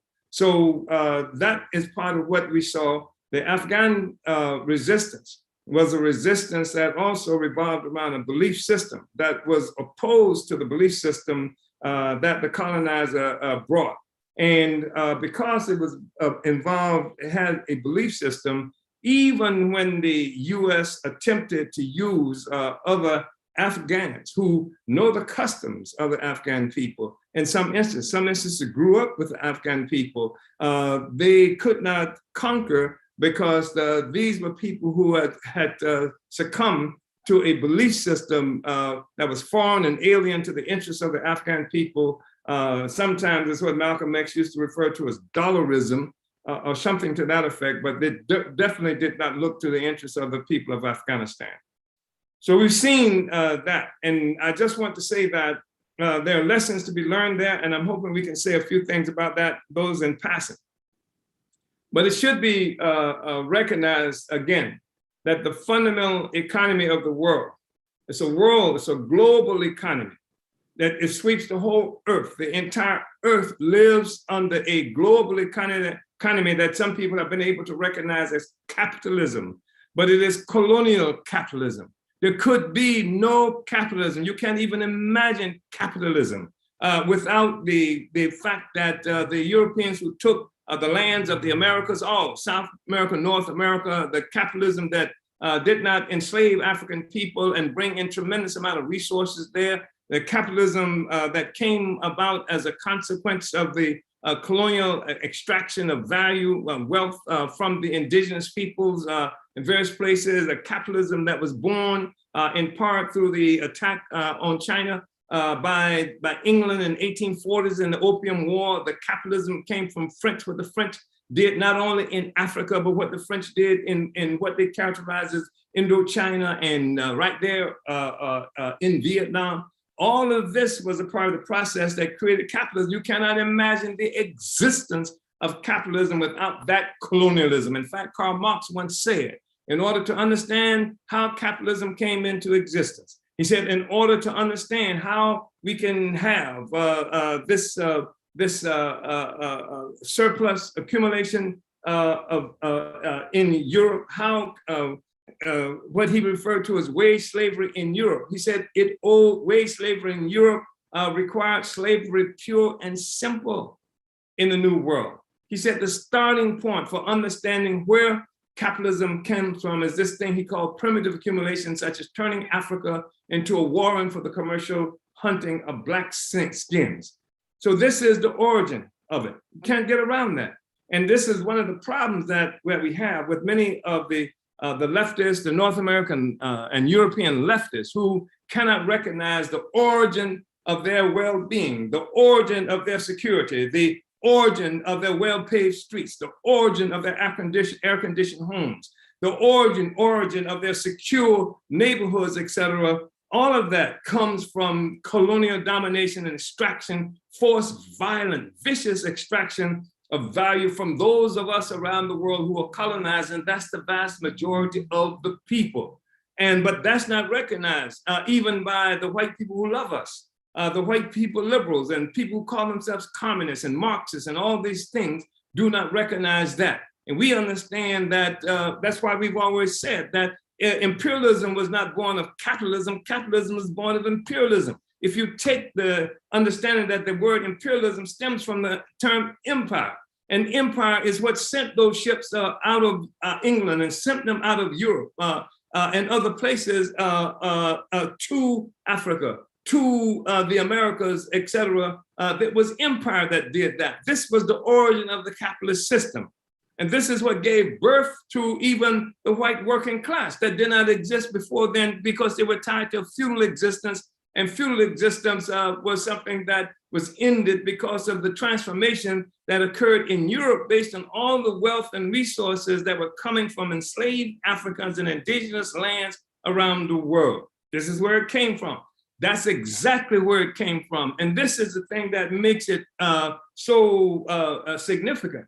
That the people who claim to be the whites who love us, the colonizers, generally speaking, have not been able to support the Afghan resistance, have not been able to support the revolution in Afghanistan against their own countries, have generally speaking been unfriendly to revolutionary movements around the world that challenges their well-being. For example, that make a difference in what the food is going to be costing in the supermarket, makes the difference in what the gas price is going to be in your cities.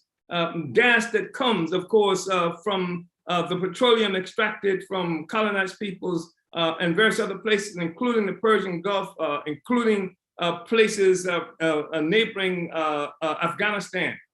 So here is the material basis. The development of neighborhoods and again secure cities and neighborhoods in various cities that are well off is because of colonialism. The colonial domination, the extraction of colonial value, the oppression, murderous, brutal, vicious colonialism that also brings with it a worldview. That brings with it an understanding, an ideological foundation, and that's why we've always said that what you refer to as racism really is the ideological foundation of colonialism, or if you will, capitalism. It's the thing that turns ordinary settlers, ordinary colonizers into active supporters of their own ruling class in terms of attacking, extracting value. It makes them ready soldiers to attack African and other colonized people who are breaking out of the boundaries imposed upon us by colonialism. So I just think it's really important for us to understand that. And the Afghan people, of course, have fought heroically. And people have made the comparison about what happened in Vietnam and Afghanistan, and that's a relatively correct comparison. Because in Vietnam, you had people who had been colonized of Japan, France, and the United States. And the people fought for years and years and years. And then they had the advantage of a revolutionary party. In this instance, it was not an Islamic or Muslim party. It was a revolutionary party, a revolutionary communist party that recognized that the need to win national liberation from France and then from the United States under the leadership of an independent working class revolutionary party. And that's what happened in Vietnam. And in Vietnam, also you have the arrogance of the colonizers. The colonizers never believe that they are going to lose until they find their heads in the noose. And in Vietnam, you saw the colonizers on top of those buildings, leaping off onto helicopters to get out of there. They assumed they were going to be there forever. And the same thing happened in Afghanistan.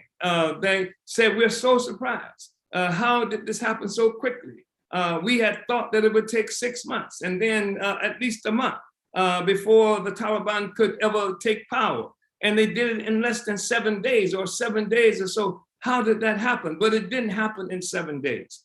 It happened because the Taliban, the leading the resistance, had a program, had tactics and strategy, had deep and profound organization of disciplined forces who carried out the mission.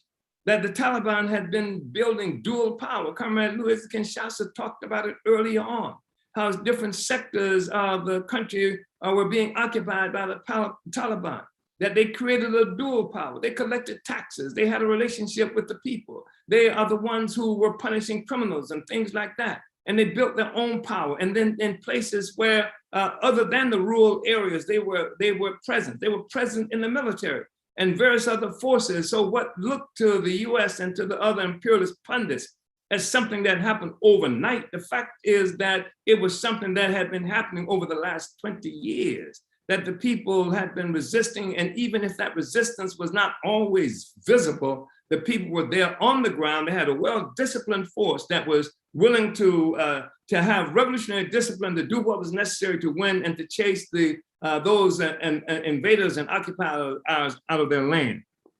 I think that's something that's really important to say. And this thing that's happening in Afghanistan really punctuates the decline of influence and power of the US, which has been the chief hegemon of the world colonial capitalist system. Everything revolves around the United States, even if shakily at different times, even when it was having certain contests with France that even resulted in war between proxy forces in Africa. Even when that was happening, the fact is that U.S. was engaged in terrorizing and colonizing the people. I'm sorry, there was someone knocking at my door. This is something that we have to recognize. The people worked with their own plan, their own program, and they built their own dual power all over Afghanistan. And in fact, what you had was Kabul, the capital, and Kandahar to a lesser extent, was really the center of where the U.S.-Afghan government could function from with some relative security. At the largest so-called embassy, U.S. embassy in the world, right there. And they existed behind this gate, behind this walled city, with thousands of people who live there under U.S. tutelage and leadership. So the people broke free from that. And it made a major change in the world because even as this was occurring, the U.S. was losing ground to forces that were struggling against its hegemony. China was making a major move throughout the world, challenging U.S. leadership authority economically and politically in various places in the world. The people you have to remember, Afghanistan, that struggle went on for more than 20 years. So that this was something that has affected the consciousness of everyone who assumed that this great superpower could do whatever it want to. But Afghanistan, the people of Afghanistan are as poor as the people in North St. Louis and various other colonies, and they withstood everything the United States had to bring to them, and they were able to be victorious. And I think that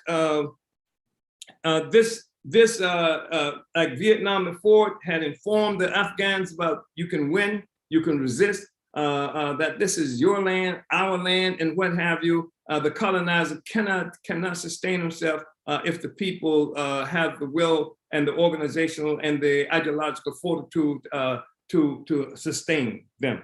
And that happened in Vietnam, that happened in Afghanistan, and it has happened in other places. And what has happened, because the United States is in this growing contest, is losing influence, is losing economic, political influence in various parts of Africa. I think China is now the fastest growing political economic force rather on the continent of Africa, replacing increasingly the Europe and other Western colonial powers in that regard. We see the Russia now having re-emerged as a force in the globe that looking to its own interests in places like Syria, challenging U.S. hegemony there, even given certain kinds of military assistance to forces there in the Middle East to U.S. and U.S. proxy aggression. You see that our people in Venezuela, the United States has not been able to bring them to heal despite the years and years and years that they have been trying to starve the people. They've initiated warfare against the people with sanctions and what have you. They've done that to Cuba for the longest period of time, and yet the world is changing. And this dramatic loss by the United States to Afghanistan is serious. And because what it does is that you have things like the European Union, who much of the cohesion of the European Union has revolved around the assumption that somehow the United States would offer the military protection of all of Europe. The same thing is true with NATO. The US is going to provide the military protection of all of Europe. But increasingly, it is becoming clear that the US cannot be relied on to provide the military protection. Can't be relied on because Donald Trump said it. Can't be relied on because even before then, Obama was moving in that direction of the so-called pivot to Asia, trying to cover the flanks of US imperialism in that part of the world because China was making encroachments on what it considered to be its own sphere of influence economically and politically. So many people have already begun to come to that conclusion. Even neo-colonial puppet regimes who have seen what's happening in Afghanistan recognize that tying your fate to the United States is extremely problematic. More of them are looking at China and other forces that they might relate to. And others of them are striking out on their own, like Turkey, being emboldened by what it sees in terms of the fecklessness of the United States. And various other European countries who have established their own relationships regardless of the fact that the United States was opposed to various ways in which they were moving. So the world is changing, and it is changing as a consequence of the losses of colonial capitalism. Colonial capitalism. The world is not changing because of some great struggle that's happened between the industrial working class and the industrial ruling class. That is because the class question is not located inside Europe. The class struggle question is concentrated in the colonial question. This is where the real class struggle resides. And this is why we've always said in the African People's Socialist Party that the colonizers, those Europeans white people who love us, but who refuse to get off our backs and fight against their own colonial bosses for African independence and liberation. Those forces, in order to see anything positive happen, will have to do just that. So there's this crisis that's happening, and it's one that's continuing to grow and spread, and a growing loss of confidence in all of the countries around the world, most of them. Certainly that's true with Europe.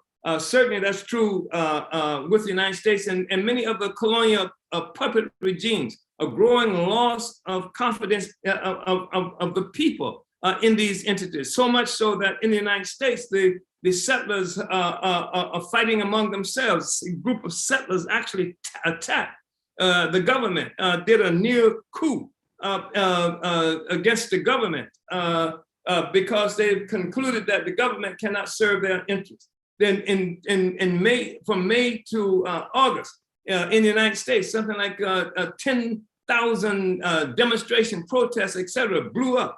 Growing places around the world, people are assuming that the governments can't solve their needs. And this is because colonialism itself is fracturing, and the society is connected to colonialism, reliant upon colonialism, ideologically influenced by colonialism. These societies are fracturing, these governments are fracturing right before your very eyes.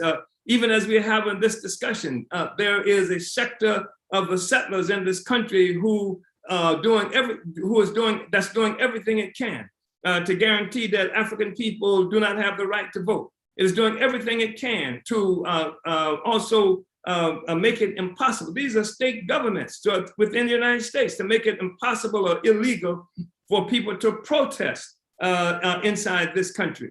So there's a fundamental transformation happening here. And the responsibility for the African People's Socialist Party and anybody who's genuinely interested in a transformation, as opposed to some cosmetics that you can put on the system. Anybody who's generally interested in transformation needs to be engaged in a struggle to extricate ourselves from colonial capitalism.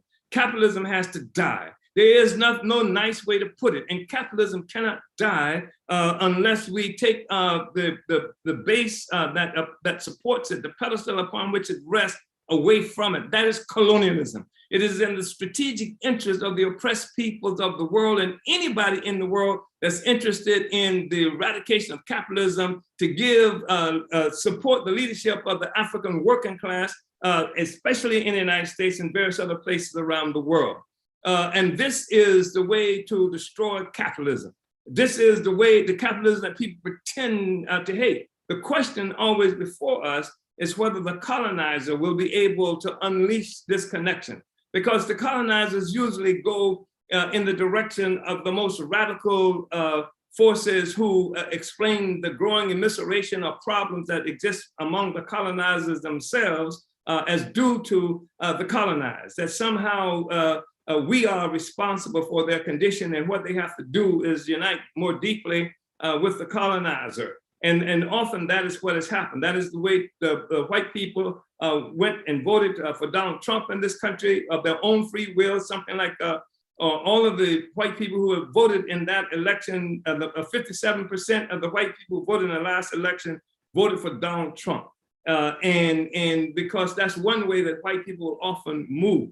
But it's the responsibility of the party and through all of our work in the various forces that we lead to help white people understand that you're betting on a losing horse, that you tied yourself to a social system that must collapse, that has built into itself its own failure, because it relies on the ongoing oppression and exploitation of the colonized people for its success.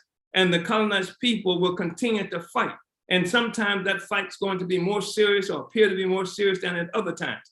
But the responsibility of the revolution, which is what I am talking about now, is to move in the direction to end that social system. There can be no coexistence between capitalism and what people like to refer to as socialism. The fact of the matter is that capitalism as a colonial capitalism as a mode of production must be destroyed if there is going to be the socialism that so many people claim to desire.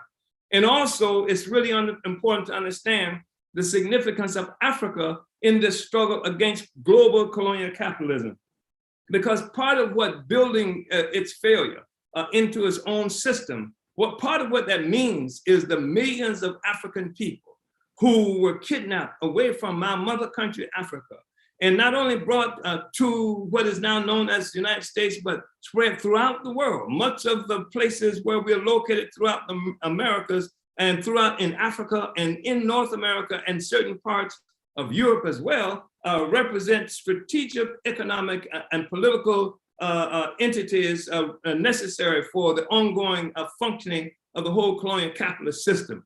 And we know just from what we saw in terms of the crisis associated with the colonial virus or COVID-19, the pandemic, how the supply lines were shut down and what that meant for the economies of much of the world, where Africans, wherever we located, have that ability. We are a colonized people, and we have to be united in one struggle because there is no solution for any of us within the artificial borders created by the colonizers. The colonizers created these borders to suit their interests, their needs, and then created a situation that imposed false national consciousness on us. And so we became all of these different entities in these different territories artificially created by our oppressors for their own use. We have to have one party. Just as Marcus Garvey talked about, that's what we've been building in the African People's Socialist Party. And everybody who's genuinely interested in ending this world system, recognizing the significance of the African Revolution overall, and the fact that the African Revolution is located all over the world, and increasingly that African Revolution is being connected by the work of the African People's Socialist Party with the African Socialist International. This is the strategic linchpin for the defeat of colonial capitalism globally and the emergence of a new kind of socialist system. So I think that I just wanted to make those points. And I also want to say this, that I think, first of all, you must understand what happened in Afghanistan. The defeat of the US is a defeat of colonialism globally. It wasn't just a defeat of the United States, it was the defeat of colonialism globally, because this thing is knitted together all around the world. And I also think it must be understood that to run around and trying to seek solutions, dealing with the situation in Afghanistan and any other place in the world that does not recognize, solutions that do not recognize that the colonial question is the primary question, is not just some semantical problem. It's not just some issue of everybody with the right to their own opinion. It's a question of what is going to forward our liberation. We've got people who are today locked up as political prisoners, some for 60 years, like Ruchell McGee in California. And then we've got Sundiata, who's been locked up for more than 50 years, Sundiata Acoli. People who claim the love of Sada Shakur so much, and all of these other comrades, except they don't unite with the struggle against colonialism. That's what these comrades were fighting against. You can't give proper recognition and support for them without recognizing that African people as a group are fighting against colonialism. You cannot apply the same kind of criteria for support for the African colonized as you can for some liberal person who has offended somehow the sensibilities and even the law of the United States or some other capitalist country. The fact is that the whole African people globally and the whole African people inside the United States live under colonial domination. And what we've seen is that just as in Afghanistan, where colonized people picked up the gun and fought, people have done that inside the United States. Africans have done that. Puerto Ricans have done that. Oppressed people everywhere have been able to do that. And it's a just struggle, because the reality is that anytime you have a people who are colonized, any struggle, any means that they use to end colonialism, any attack that they make on colonialism is self-defense. It's not a matter of having to say that the police shot at somebody. It's not enough. I mean, it doesn't matter. That's not the real question. The fact is the police is a military occupation force in our communities. And so that any fight back is a self-determination that's made against the colonialism. So I think it's important to say that. It's important to say also that I'm glad that Comrade Luwezi pointed out the significance of Haiti, because there's much to learn there too. The most magnificent revolution that has happened in the annals of history since the advent of capitalism. That was the time where capitalism almost lost it all with the Haitian Revolution. And I'm saying this because African people and the African Revolution, the anti-colonial movement of the peoples of the world, it has to step forward and claim its rightful place as the leadership of this revolutionary project, and the African People's Socialist Party has to assume our responsibility and leadership throughout the African world as the advanced detachment, the general staff, the vanguard of the African Revolution. Uhuru.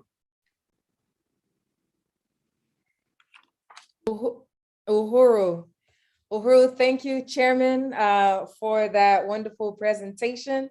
That was Chairman Omali Yeshitela, who just made the keynote presentation for this webinar.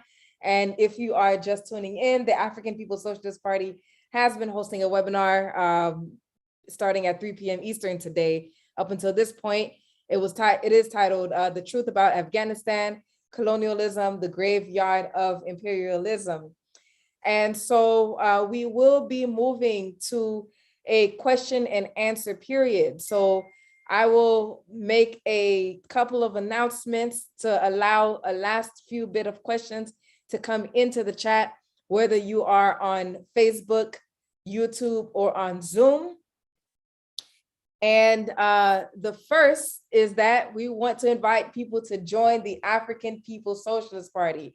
African people who are watching this webinar, who are moved to want to join this international African revolution, our struggle against colonialism and colonialist capitalism, who want to take the victory into our own hands and to, work and organize to have the power in our hands to really overthrow the system for once and for all. You must join the African People's Socialist Party. The African People's Socialist Party is an organization that all of its work is led by the theory of African internationalism, which was developed by Chairman Omali Yeshitela, and we call it a theory of practice, So to be an African internationalist, you must also be about doing the work. A slogan that you may hear often is that it's not just about explaining the world, but to change the world. So to do that, you would visit APSP-Uhuru.org. That's APSP-UHURU.org to join the African People's Socialist Party. white people who are watching this webinar and want to stand in solidarity and work under the leadership of African people in our struggle against colonialist capitalism, especially if you had heard, Chairwoman Penny's presentation, you must join the African People's Solidarity Committee or the Uhuru Solidarity Movement at uhurusolidarity.org. One more announcement before we move it to the question and period. Make a contribution to Omali Taught Me. Hashtag Omali Taught Me is a weekly Sunday study political education that is led by Chairman Omali Yeshitela from 8 a.m. Eastern to 10 a.m. Eastern, where we spend those 2 hours every week just really understanding revolutionary theory, the theory of African internationalism, and other such, high level education. And so to donate to the success of this show, visit paypal.com/PayPalMe/Omali Taught Me. That's OMALITAUGHTME. You will also see that in the comments as well. PayPal.com/PayPalMe/Omali Taught Me. And just to announce that next week on the 15th, which is a Wednesday, the African People's Socialist Party will be holding another webinar to discuss Haiti, the earthquake that just took place last month, and really discussing neocolonialism, the need to overthrow that, and the need to build our own institutions, the All African People's Development and Empowerment Project and Project Black Ankh. So please pay close attention to the Chairman Omali Yeshitela social media pages, as well as the Burning Spear social media pages to remain updated and for registration links as well. So we are now at the Q&A portion. And the first question is directed to SG Luwezi from Comrade Morlai, who is watching with us from Sierra Leone on the continent. He says, Uhuru SG Luwezi, you are on the point of talking about how the Afghans' dislike of occupation of imperialist countries in Afghanistan. With those of us who are in occupied Azania, what is the struggle missing now for, what is the struggle that Africans is missing right now that we can learn from the struggle that just took place in Afghanistan? Uhuru? Yes, Comrade Mola and all the comrades who are listening in Sierra Leone. Yes, to all of you. What can we learn? I think you heard all the presentations. I think there are things you can take from all these presentations. But just to summarize, we need people to know that the struggle in Afghanistan was a national liberation struggle. You didn't hear who's going to win the next election. There's no statement against elections, but this will happen in Sierra Leone and most of the African countries. People are just waiting for the next elections to know, hold on a second, please.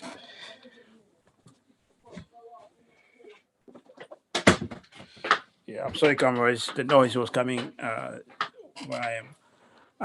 Basically, you have this limitation with election that does do nothing to us because it's only a competition between elements of African bourgeoisie. Whatever happens, the system is in place. There is no overturning of colonialism. The imperialists are still on the ground everywhere. So you just wipe out the black face. But the Taliban, they represent a drive for national liberation. They don't want to be, basically, it's a victory for self-determination.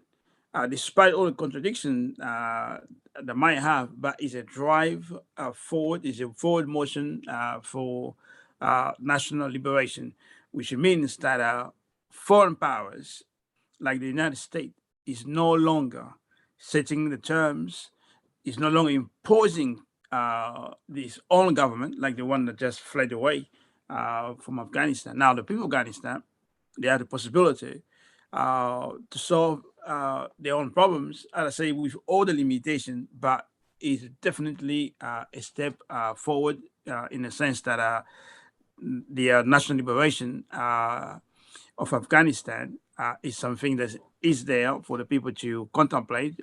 They can participate in any way. They can move things forward. And also, it doesn't just happen overnight. It's been 20 years of struggle. It's not like a quick fix. You have opportunists all over Africa. They disappear after elections. You don't see them. And after election, before the election, a couple of months or a year before, everybody appears, creating new party, buying T-shirts and things like that. In Afghanistan, the Taliban fought against corrupted officials everywhere, removed them, punished them. In Africa, it's just the opposite. Everybody knows. Everyone who was involved in electoral, because they keep going back to election, because in Africa, really, election is really the time you see everybody's in motion. Everybody knows that minister stole money from the public treasury. Everybody knows that he was poor just last year or 2 years ago. That when he became minister, he stole money. When he became the leader of the mining company, whatever he is, they loot the treasury, they loot the resource of the country, they're involved in all kind of trafficking. Everybody knows that, but they're the same people you see going for elections, as a deputy or as a president, things like that. That's what we see. But in Afghanistan, it's not like that. Is that the line was drawn. The collaborators of the imperialists on one side, and those who wanted Afghanistan to be a self-determining country, and they're punished every time the Taliban had the opportunity to punish the collaborators of the United States. They did so, and everybody knew that, and that's why you saw also partly when you saw the images of people fleeing Afghanistan. You have people who were involved in, as I said, stealing money, torturing their own people on behalf of the United States and things like that. They have to flee. But in Africa, it's not. It's just the opposite. So just to be summarized, that's why people like yourself, you are on the ground. The Africans need an alternative. They need a viable alternative. And a viable alternative begins by recognizing that the struggle in Sierra Leone and throughout Africa is a completely struggle for national liberation. We have to bring back the colonial question. Everything's a colonial question, how the chairman said. Everything is a colonial question.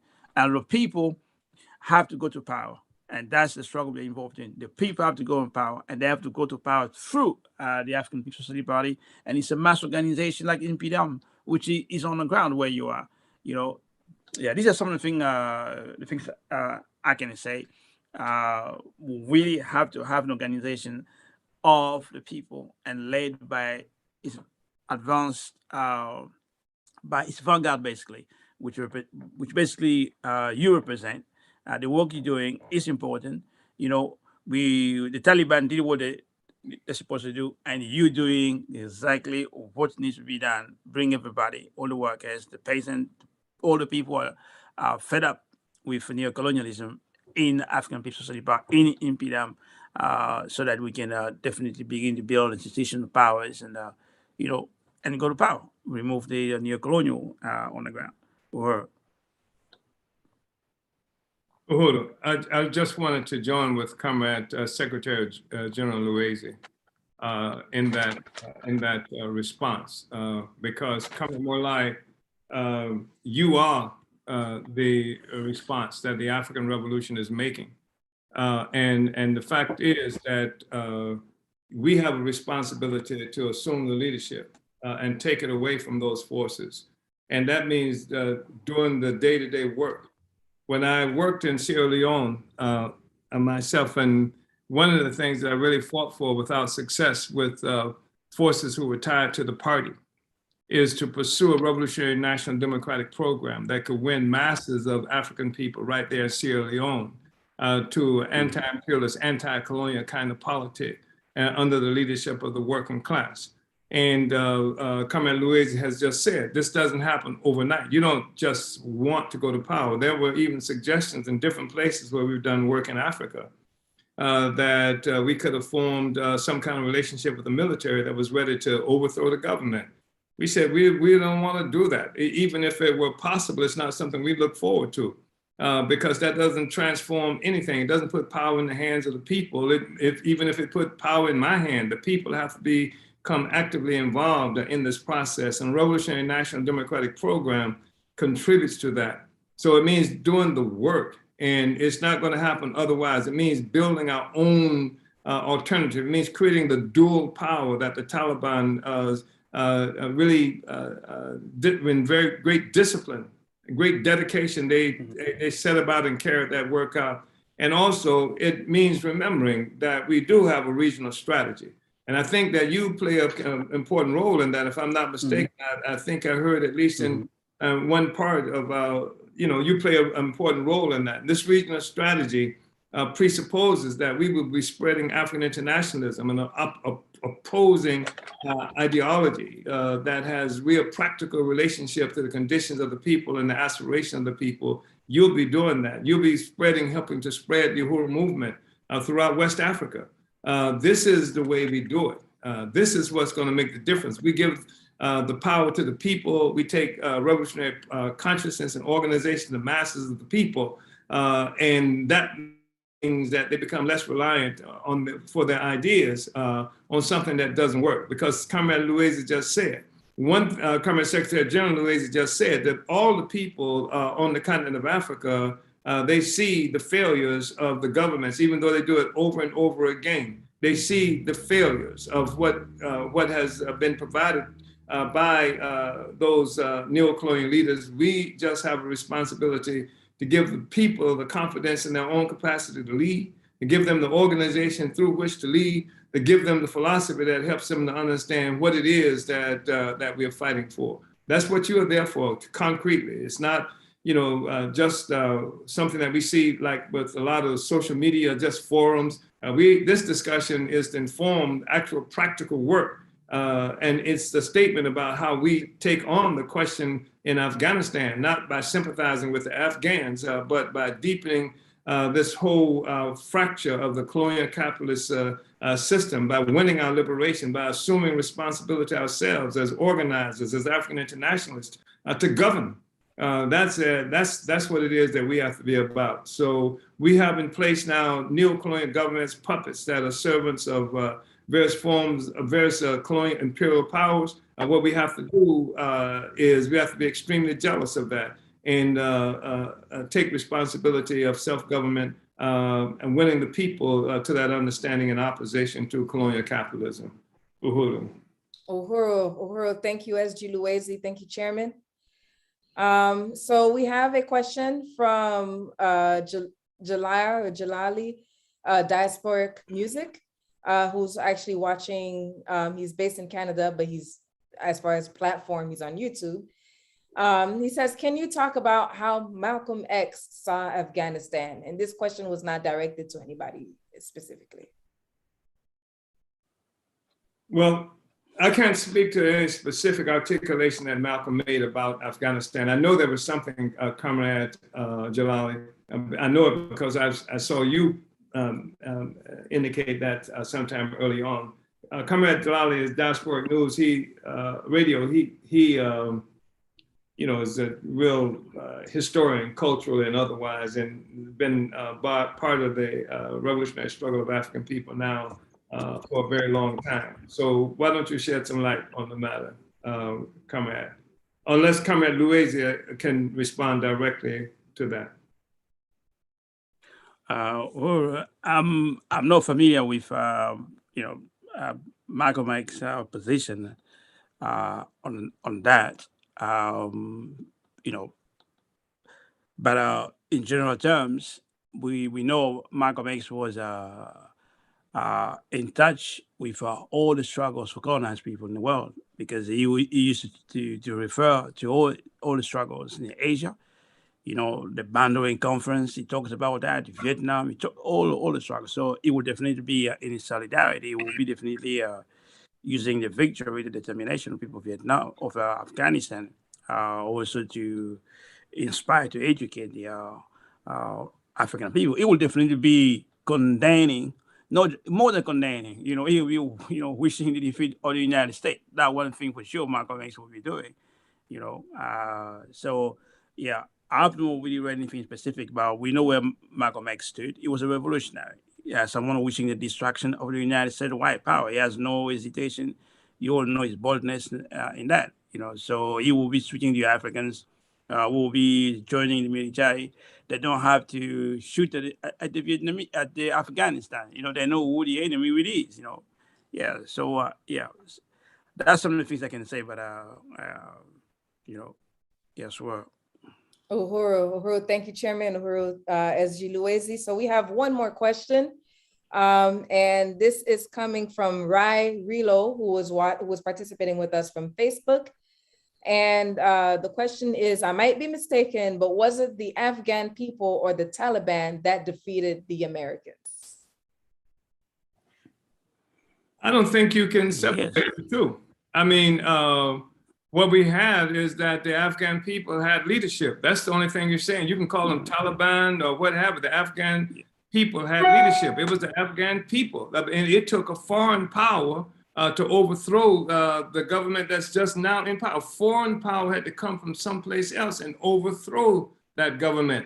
And then now that government is in power again as a consequence of overthrowing a foreign power. And that required a tremendous amount of support from the people. And we know that's true. We know it's true because of what we used to see even in the Afghan military that was created by the United States, where the Afghan soldiers would actually shoot US officers and things like that. And also we've seen polls that's come from US polling companies, corporations that said something like 80% of the people in Afghanistan wanted the US out.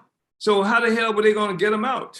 You know, sure, it took the Taliban was a physical, practical, political manifestation of the aspirations of the Afghan people to get the foreign and alien occupiers out of their country. So I don't think you are saying anything different when you say it was the Taliban or it was the Afghan people. Uhuru, it sounds like when people say they were clear who was the enemy. The Afghan people were clear who was the enemy. It was the United States and the NATO troops occupation. They were clear on that, you know, and the leadership of the Taliban, and the chairman said they were clear on that. Yes. And that's an issue of leadership. Let me just say, but somebody, you have something else coming, Enrique? No, you can go. I just wanted to say this, that what should be really understand, we say, and I can't say it enough, when you talk about colonialism, you're not just talking about a policy.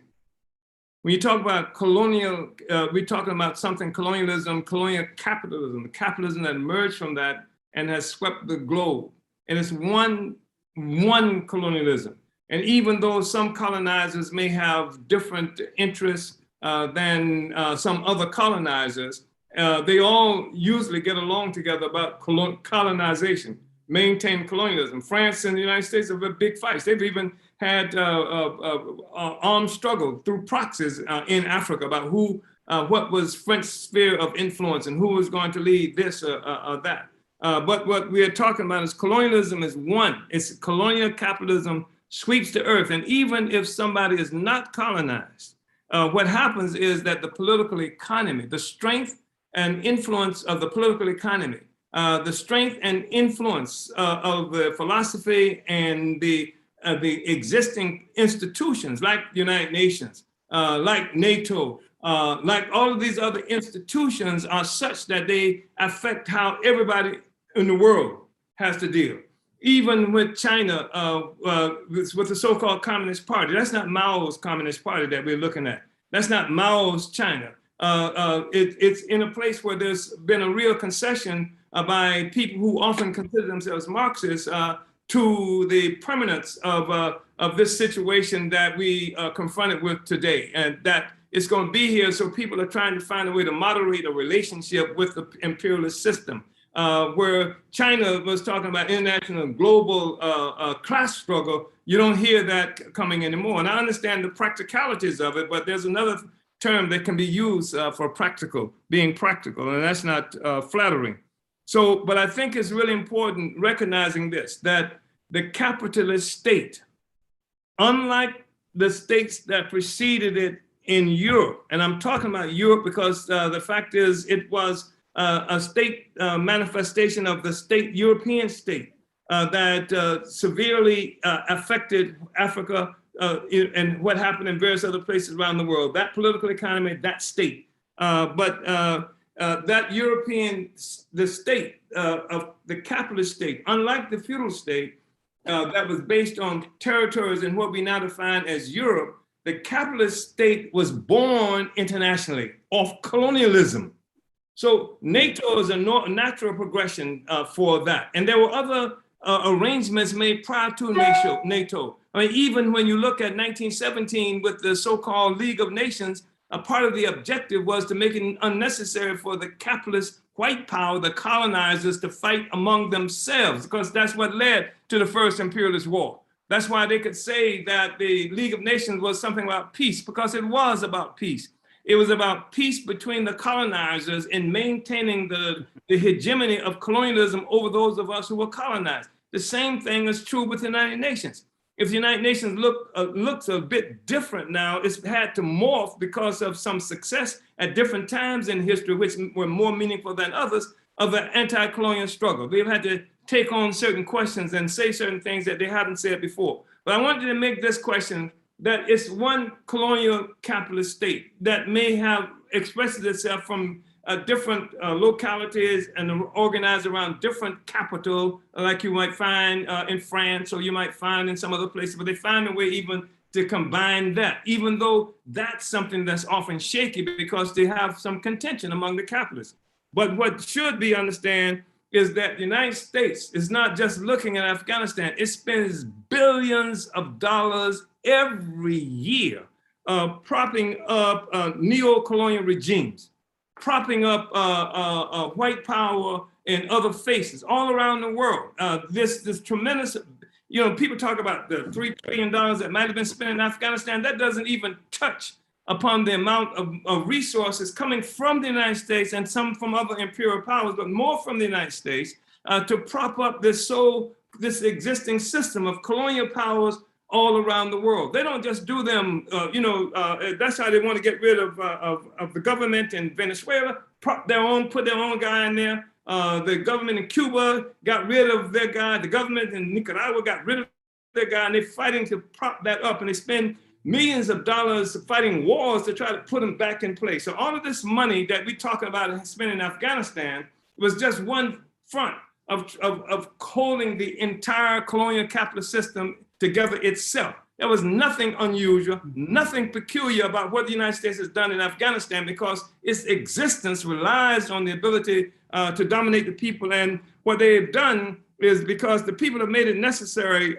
in their growing militance and consciousness of the colonizer, the people have made it necessary for them to employ neo-colonialism, not come in their own face. So that's why even in Afghanistan, they brought this guy who from the United States, who was Afghan by birth, but had lived in the United States, got rich, got connected in the United States. Same thing happened in Iraq. They put somebody else in power. Same thing happened when you go to Ivory Coast. They put not the U.S. in this instance, but initially France and what have you, or maybe the U.S. because it was the World Bank or the IMF. I forgot which Ouattara worked for.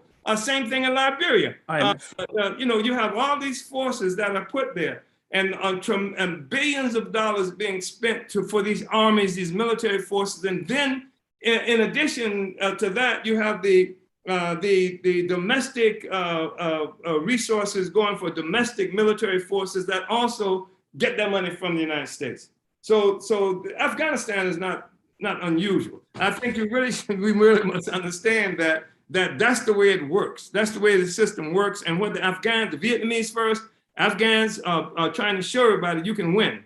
And if we are fighting on every front where Africans are located and organized, Comrade Morlai, if we organize on every front, they don't have enough resources to be able to contend with this revolution. And this revolution is really important. And there's so much more that needs to be said that we don't have enough time to say it because the revolution definitely is looking a bit different. It's going to look a lot different today from what we saw in the 1960s, but it has to happen in any way.